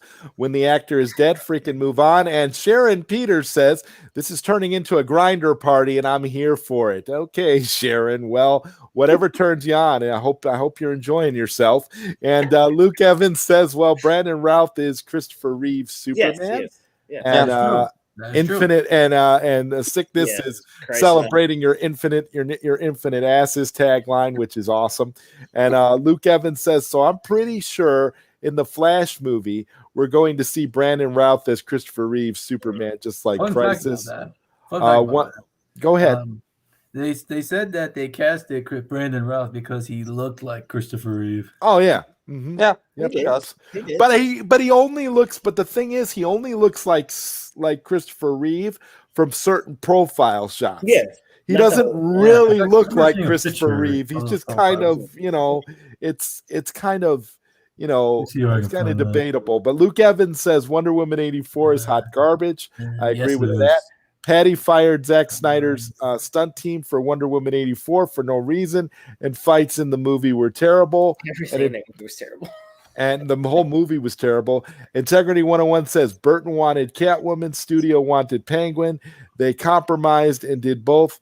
Other than that, Burton had total control. So, you knew Burton had total control. I mean, Burton's nuts. Have you seen Burton's movies? Beetlejuice? Yeah, well, no, Beetlejuice is good. Edward Scissorhands is good. But then he started going off the rails, and then he kind of carries the same formula per movie. When you watch his movies, it's like the same fucking thing. He has a stand-up. But he really took liberties with Batman. When you go back and you watch him, he took a lot of liberties with Batman. I could definitely tell the similarities. Yeah, there's some similarities, but like Brandon Routh has a much younger looking face. Mm-hmm. But that Kingdom Come suit. I mean, did you not want to see at least like a 6 to 8 episode series of that? Oh hell yeah! Come on, totally watched that. God, look at that. And then they did him dirty in Crisis. Yeah, by replacing him with Lex. Oh my god! I'm like, what are you doing? I was like, this is really bad. I mean, don't even get me started what they did with Kevin Conroy in that crossover. He just happened to be an old grizzled guy just to get kicked by that woman. None of it really worked. And don't forget, they made Tom Welling powerless. Well, that was I think that was Tom Welling's idea. But Integrity 101 says Wonder Woman 84 was a love letter to the Donner films. Tons of influence. That being said, it was a dumb move to completely shift gears away from the tone of the first one. If it was a love letter to the Donner films, during that scene where Wonder Woman was flying, you should have had the. We all know Wonder Woman 2 continued in Zack Snyder's Justice League. That one scene was Wonder Woman 2. that one scene, I agree. That one scene. No. That one scene continued her story from the solo film, and from what you saw in BVS. Yeah, I mean, we could just completely forget that Wonder Woman 84 ever was made because it wasn't made. It wasn't made. It wasn't made. Well, it's not in the Snyderverse. It's in the Hamadaverse. So it doesn't even matter. Well, whatever verse it was in, it still had the same actress, and it just didn't carry any continuity. It depowered her, and oh my god! At the end, it looked like a Hallmark movie. Then it was Mentos commercial. Then it was Quantum Leap. Then I was like, "What?" Going all Willem Dafoe. Yeah, it was Body Snatchers, and it turned Wonder Woman into it made Wonder Woman. It made Wonder Woman so rapey it was ridiculous. I was like, wow. And the top she sees a guy at the end. She's like, "Yeah, that's right. I fucked you." But I'm not gonna say. To top it off, they had Pedro Pascal going all Willem Dafoe hamming. Oh, see, I like Pedro though. I like Pedro Pascal. I like Pedro too, but I think he was wrong. I think he was wrong for that role. He was definitely wrong, but he acted the shit out of it. Then I saw him in Game of Thrones. I liked him in Game of Thrones. I loved him in Mandalorian. Even though Mandalorian, fucking fantastic. And now let's see him as Joel in the last. Yeah. To be honest, I would have liked to see what Troy Baker would have done. Who? Yeah, he's the guy who voices Joel. Okay. Yeah, I would like to see him. I'd like to. I mean, not to typecast the guy because he got popular after Mandalorian, but when you look at him, I could have saw him as Nathan Drake. Oh no, okay. Oh yeah, much better than Tom Holland. Oh yes. God, yeah. Yes. Did any of you guys see Red Notice? No, I did not. Yes. All right, so if you watch Red Notice, right, and if anybody is a player of the Uncharted game series, I played them. Okay, you played it. If you watch Red Notice, it's like watching Uncharted. In a way. Right. It really is. It has a lot of elements, and Ryan Reynolds actually kind of was portraying the Nathan Drake type, like totally. Like the whole thing, and then Gal Gadot's character, Gal Gadot or Gadot, however you say it, she was kind of playing like that the woman character that's part of like the gang that's everybody's trying to steal whatever fucking valuable it is, and you saw this in the Uncharted series. You had that villain that was like an Uncharted villain in it, that little dude with the mustache. Yeah, in fact, my casting choice for Nathan Drake would be from that one fan film I saw, Nathan Fillion. Nathan Fillion. No. Everybody wanted Nathan Fillion. That was really well done, too. That fan film was fantastic. And he even recreated the first person shoot moving with the Daniel Martin is saying here Batman Returns was Tim Burton Unleashed. Yes, Sharon Peters says, do you think we'll ever get a proper Whack Pack movie with Hank the Dwarf? I don't know. I've never heard of it, so I don't know, Sharon. I don't know what to tell you. Whack Pack? I don't know. Is that like a Skinamax movie or something? Yeah, I'm thinking it is, Sharon's been getting a little pervy, so I don't know. Maybe. Yeah, Sharon, is that your real photo? Igor says Tim Burton and Danny Elfman both became one-trick ponies between Burton's Blue and Elfman's scores sounding similar. Yeah, I'll give Danny Elfman some credit. He's created iconic themes like the Batman and Spider-Man. Spider-Man before, but he did the Spider-Man theme. Yeah, no. Danny Elfman's had some really good shit, but yeah. I mean, whether you call them one-trick ponies or not, it's just sometimes these guys get properties and they hit it with it, or they don't. I didn't know this before, but Danny Elfman did this. Had a hand in the '90s Flash theme and The Simpsons. Oh yeah, of course. Mm-hmm. Oh, the '90s Flash series, it only lasted one series, but yeah. It was actually pretty good, pretty dope. For a 1990s show? Oh yeah. Yeah. And that suit held up because it was done in the Flash series on the CW. Yeah, I mean, John was a buff guy already. That guy, dude. He was good for the role. That show from the 90s was so popular. They made John Wilson put on that 90s suit again on the CW. Yeah, that's what I mean, man. It looked good. The guy still looked good. And Integrity 101 says here that Wonder Woman 84 was more like Wonder Woman for children. I agree. Do you think people would love Justice League Mortal back in 2008 if the movie got made? There's been, just like there was an audio adaptation for the Kevin Smith Tim Burton Superman Lives. There's also an audio fully dramatized version of that Justice League Mortal script. If you guys want to check that out, that's also on YouTube. And guess what? It's a pretty good story. I think it would have been good. I don't know if it would have been as popular, although it may have been because, we're talking about Miller, the guy that directed the Mad Max movies, George Miller. George Miller. Is it George Miller? And to be honest, I remember one time, I think in I Am Legend, when you had like this Batman and Superman poster in the background. Yeah. And if that game happened at the time, they would have had the current actors at the time, Christian Bale and Brandon Routh. Ooh, that one. Well, there was supposed to be a Batman Superman movie at the time. That's why it was there. Yeah, I think 2004. Yeah, it was like it was done as like an Easter egg kind of thing by whoever was the director or somebody that was involved. Yeah, that actually planted that there. from what I remember. Exactly what you just said there, Batman. Okay, we have to highlight Sharon Peters here because she's correcting us. She said Whack Pack from the Howard Stern show. Okay, well, it's been a while since I've listened to Howard Stern, so I didn't I'm know. too young for that stuff, so before my time. No, that used to be on late night on cable TV. Oh yeah, the Whack Pack, yeah. I mean, but I don't remember the Whack Pack. I mean, she tried to pair Neil and I together, so you never know with Sharon. Yeah, that's true. We don't even know if that's Sharon's real photo. Right, Sharon. We're but it's okay. I mean, your comments are definitely funny and are definitely colorful. So I will continue to share your comments. I have no problem sharing your comments because you're pretty funny. Integrity 101 says, if I was in charge, I'd have Zach and Patty talk about a Wonder Woman 3 that picks up after the events of Wonder Woman and let Wonder Woman 84 be its own thing. Yeah, Wonder Woman 84 is its own thing. You pretty much got to take it like Wonder that. Woman 3 after the Snyder Cut. I would just say, well, then it's not really Wonder Woman 3. Get rid of, it's more of a prequel. No, Patty Jenkins. Why is I don't understand. You know, like this is narrative again. I mean, with Patty Jenkins, what movies did she make before Wonder Woman? Monster, here's the thing. Monster, and she got an Academy Award. Out of that, and then Wonder Woman came out, and that was the first female-driven superhero movie.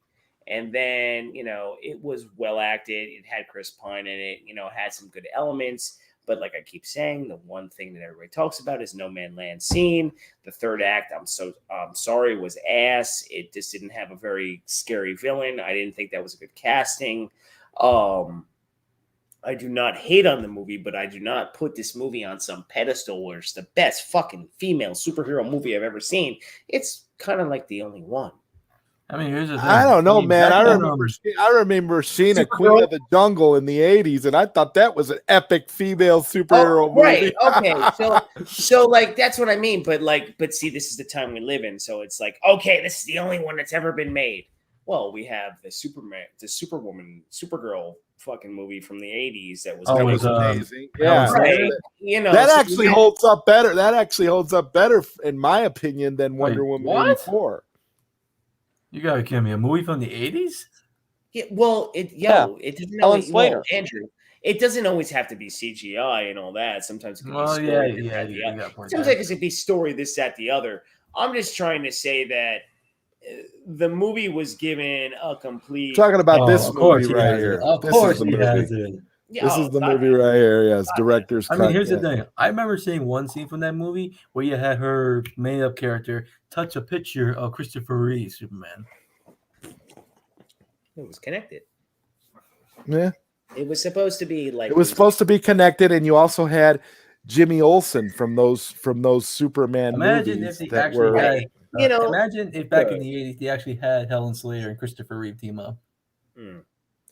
That'd be cool. Well, I'm hoping to still see Henry Cavill and Sasha Callier team up because whatever you think about the Flash movie, I'm still going to give Sasha Callier a chance. Oh, why wouldn't she? Why wouldn't she though? Like, I mean, if everybody's judging her off a fucking preview that you haven't seen, you don't know what it's going to be. You got to let the movie come out. Is Flash Drive going to be anything great? No. No. Look, all right. So my channel will hit 1 year, January.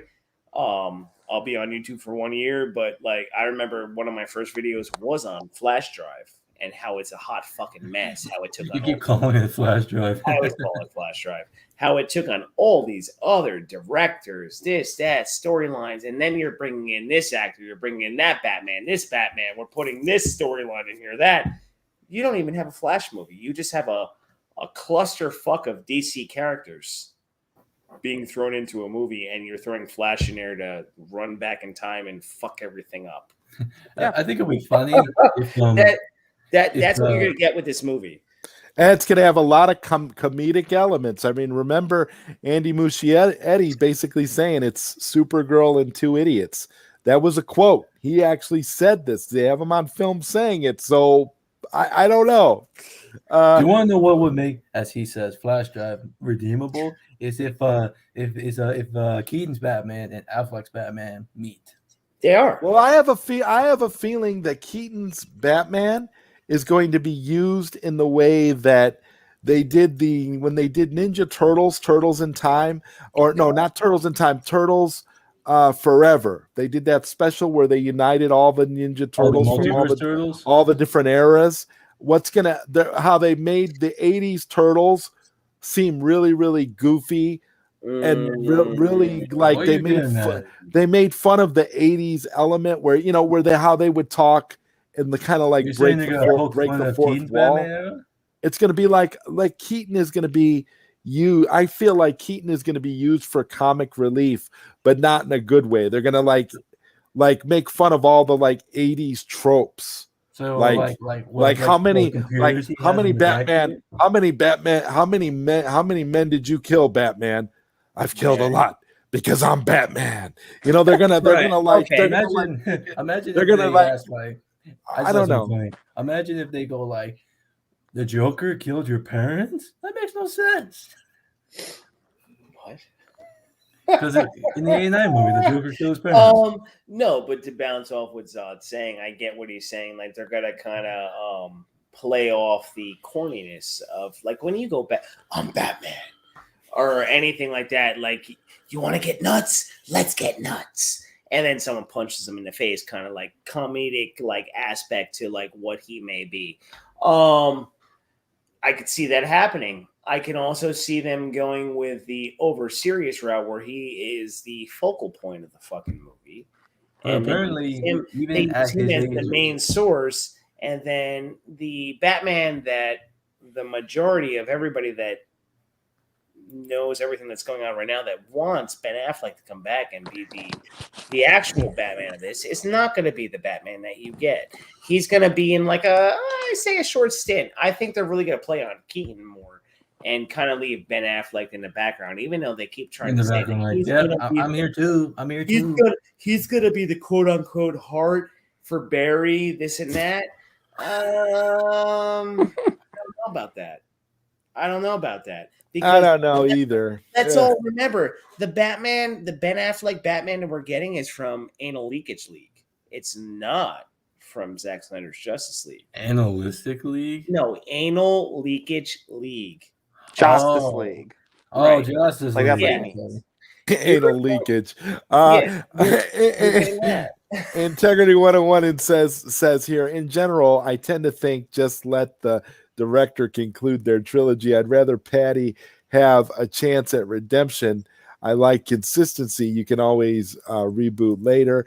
And Integrity also says Shredder in the 1990s Teenage Mutant Ninja Turtle film was a badass villain. Yes. And we've got Sharon Peters giving her take here on Batman. Vanilla Ice would make a great Batman. Okay, we'll let you have that. In fact, Sharon, I like that comment so much.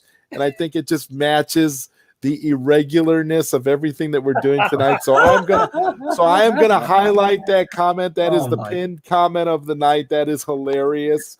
I love it. Thank you very much. To bring up what you said about that, Integrity said about the Shredder thing. A badass villain who got flipped into a garbage truck and buried himself alive when he was. Are you trying to hate on the 1990s Ninja Turtles movie? Of course not. I love that movie. Oh, I was gonna say I have to elbow drop you. Yeah, that movie is brilliant. I love that movie. Macho Man elbow drop you're gonna get.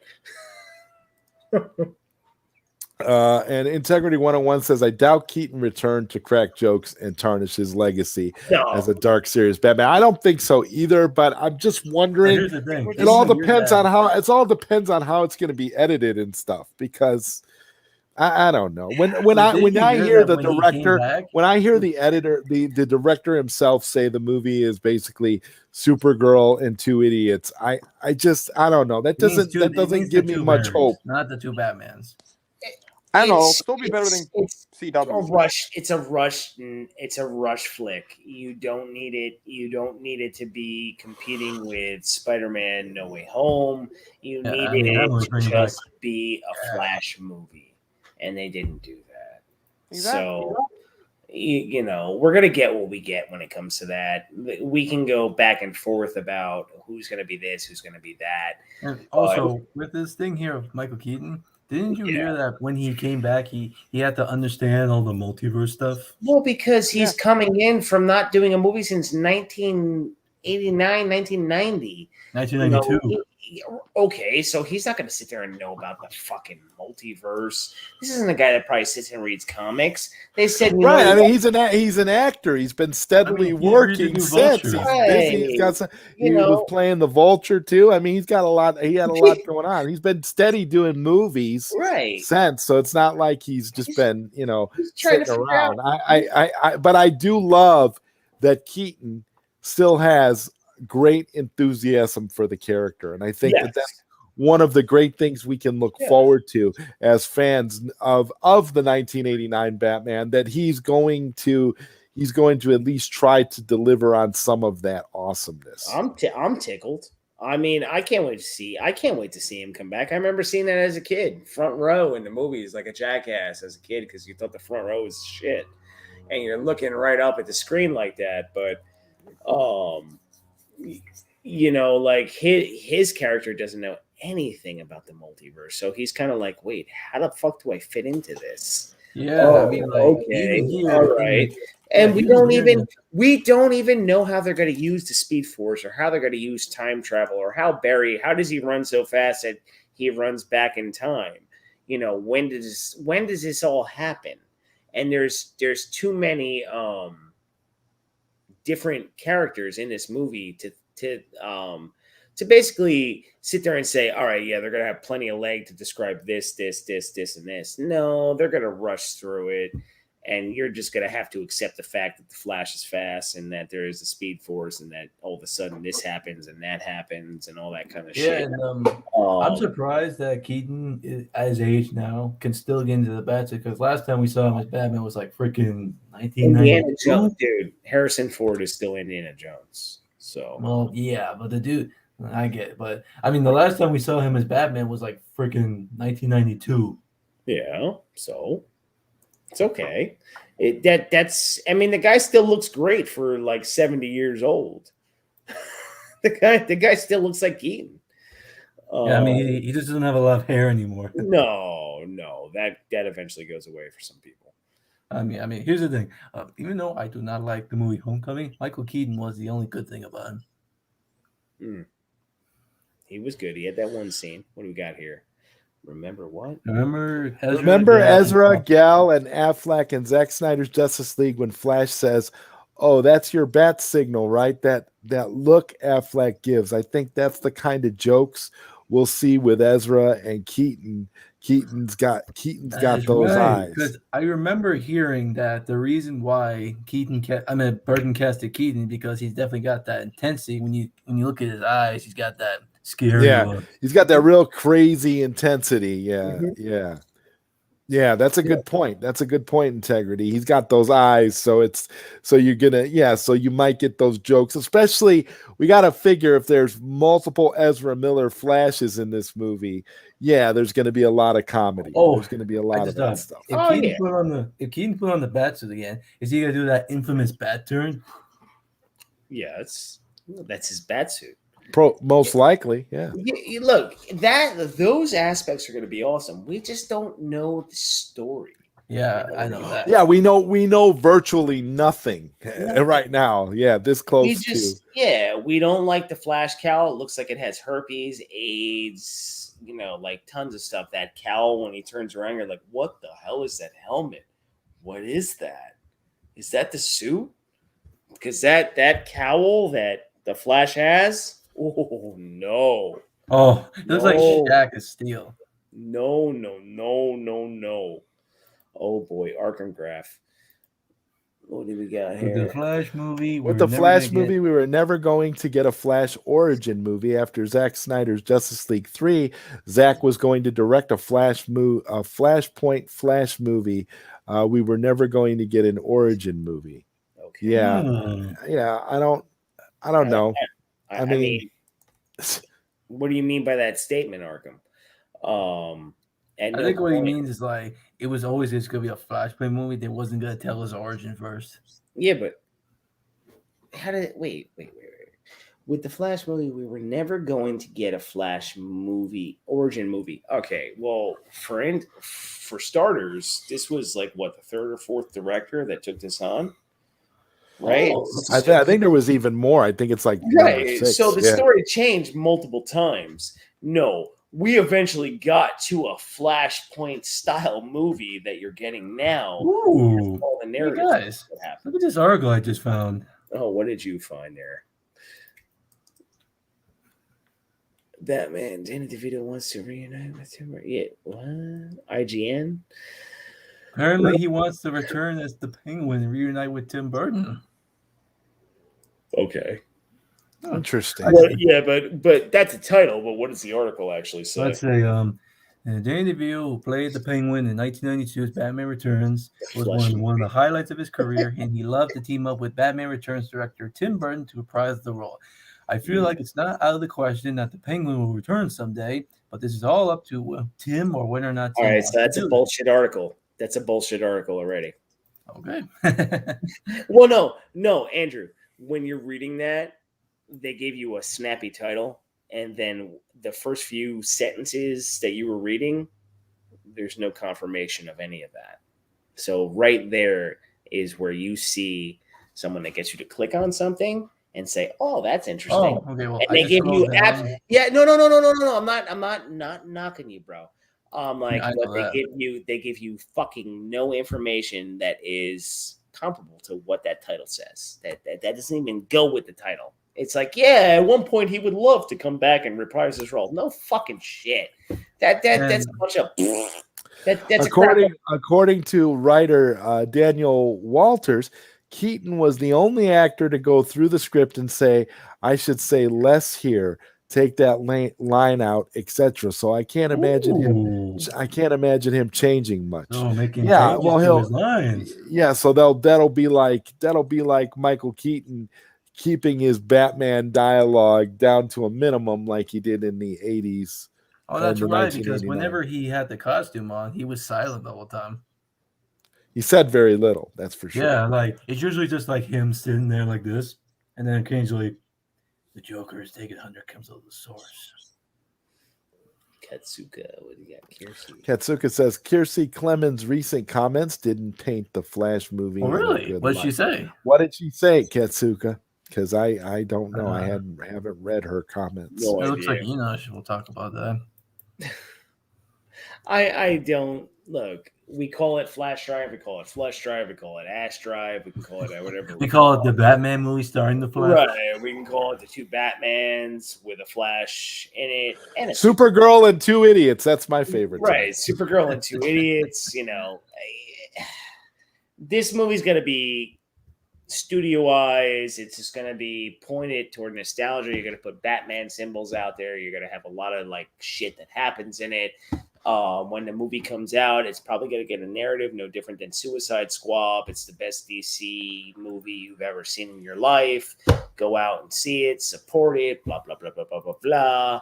But do I Okay, well, here's what Katsuka says here. She says she essentially said she wasn't excited for the movie, but she was excited for the fans to be excited. Really? Well, that tells us all we need to know then. Wow. He's basically telling you that this movie's gonna be trash. Yeah, that's nothing great. That's not good. You had multiple directors and scripts, but they always went back to the multiverse that was planned in the first place with the Flashpoint movie we were going to get with Zack Snyder and Jay Oliva. That's a good point too, Arkham Gaming. The flush trash point. Paradox. Kiersey Clemens said filming The Flash felt weird. Iris has grown up and is a different version than what may have had an idea of who she would be. It was just a discovery and was really exciting. Wow. She's telling us this movie's trash. Well, no, but that also goes like here she comes in. Maybe she's also playing the fact that her role in Zack Snyder's Justice League was at one moment, right? And maybe she sees fans going, "Oh my God, Zack Snyder's Justice League. Okay, she's in it. So that means they're going to pay homage to what Zack Snyder did." And that's where people should always dial back and go, "No, they're not. they're cherry picking on certain people and elements that they want to take from what Zack Snyder did and put them in their movie. And that does not mean that that's going to tie into what you saw prior. So basically, that's her saying, like, yeah, everything's great, but don't expect it to be what you thought it was going to be. I don't know. Absolutely. Well, all this flash drive talk, man. I mean, it's really kind of a buzzkill. It is. You know, like it's kind of like, you know, we're kind of in the toilet bowl when we talk about the flush point. It. So flush it down, and you know, it's just one of those topics, man. And like you said, it's because we don't really know anything about this movie. Right. You don't know. Integrity 101 says, I was under the impression Snyder's Flashpoint would almost reset the universe organically. Probably. Yeah. I mean, it's Zack Snyder we're talking about, and he's the only one that actually has a plan. So right. Yeah. Obviously. That's where it would have went. Zack Snyder was always going to do a Flashpoint movie after Justice League 3, which is going to reboot the whole universe. Yeah, so he was essentially going to get, basically, Zack is doing his arc, and then he was going to reboot it for WB so that they could do whatever they wanted. Right. Basically. So all of this stuff that we're going through, fighting for restore the Snyderverse and all this, really was not necessary. WB could have just did what Zack wanted to do and then would have been free to do whatever they wanted anyway. So it really makes even less sense. That's like the twist on all of this. Exactly. We're all calling for restore the Snyderverse, but really WB could have just let it go, and Zack would be done by now, and they could do what they want. They would have moved on already. Yeah, Zack was the only one with a plan, and here it is. Yeah, Zack is a man with a plan, the only one, and he might come back with one too. So stay tuned. Exactly. I don't know, man. I'm just excited and hyped, man. I'm glad that you could join me tonight, man. It's just so cool. You know what, Neil, we got to collaborate again, bro. Definitely. This has been fun. This has been so much fun. Thank you, Andrew, for joining tonight. Appreciate you being on. Thank you to Bat Dan for joining the party as well. Thank you to the chat. This has been wonderful. But yeah, man, wow, Neil. Can you tell the audience what you guys got planned? What you got planned coming up? Oh, what I got planned? All right. Let's see. So tonight we released an irregular holiday room tour of the irregular apartment with a lot of shit going on. So make sure to go check that out. I've got myself episode, I believe it's episode 16 of the Irregular Toy Show coming out this week. Also expect my Feels in Love live stream for Friends, the Friends edition. That'll probably be out, I'd say next week sometime. We'll be live streaming on that with myself and Kelsey. And you never know what the Irregular Neil is going to throw out there next. So everybody can always stay tuned. You don't know when the Irregular Multiverse is coming back. You don't know when the Irregular High Score Game Night is coming back. So like I said, stay tuned, nation. All we know for sure is that the Irregular Neil will remain irregular. And Integrity 101 says, right, so Zack had his plan. The studio would have a chance to recast or continue solo stuff. I think it's how Clark Kent being dead wouldn't matter if they did a Man of Steel 2. He had it all planned out. And Kupi Malik says, remember the final turkey. And Integrity 101 also says, have Irregular Neil back again soon. I really do plan on this. I hope so. Yeah, I'd love to collaborate more with Neil. This has just been so much fun. I mean, my God, dude, I could go back and forth for hours. So yeah. I mean, this could just have gone on forever. So that's what I'm saying. This is some fun stuff. So I'm looking forward to doing more. But on that note, I will be back with more late night Q&A coming up this Friday night. I will have Saggy Melons as my guest, shit. and everybody loves Saggy, so that's going to be a fun show. Yeah, and with that it's weird puppet she uses. That's awesome. Well, I don't know. Yeah, I don't know if she's going to bring the puppet. Maybe she will. That puppet is definitely isn't for everybody. That puppet is definitely what we would call adult material. That puppet is not safe for work, not at all. And adult material. And Zach's plan, the Snyderverse has always been best for business. Exactly. And Integrity 101 says hashtag let Andrew Casale speak. Oh, thank you. Always. It is always great to have Andrew on the panel as well. So I will see you guys next Friday, this coming Friday. Definitely check out Irregular Neil and subscribe if you have not. I had to go back and check a little while ago, and for some reason YouTube had me unsubscribed from Irregular Neil, so I had to resubscribe. I don't know what is going on with YouTube. YouTube is strange. They're messing up. The dislike button's off. Yeah, I've noticed that. They like YouTube's weird. YouTube's weird, dude. Yeah, definitely. The whole idea of taking away the dislikes. Being able to see the dislikes is goofy. It shouldn't matter because it's all engagement, and that's what I'll never understand. I mean, always like dislike it. You're still viewing it, fucker. Right? It doesn't matter. It doesn't matter what you think. You're viewing it. It's fine. It's great. Oh my god! And Sickness just said here the final comment of the night. I'm new, bro. I'm not had to hunt down Neil's channel. Yeah, he's new. Neil is still new. He's still developing his thing. You guys can find Irregular Neil's YouTube channel in the description for this show. I always put the description where you can find the guests that I have on here. So anytime anybody comes on, you can always just click on it and subscribe. So when I say subscribe to Irregular Neil, you can always just click right on there. Check out Neil's latest video of him touring his. And Integrity 101 says the removing of the dislikes was political, and I wouldn't be surprised if that was the case. So political because people got butthurt. I didn't dislike my video. Yeah, they dislike my video. They hurt my feelings. Okay, all right. Well, on that note, I'm going to say good night, everybody, and I'll see you guys on Friday. Catch you all later. Peace.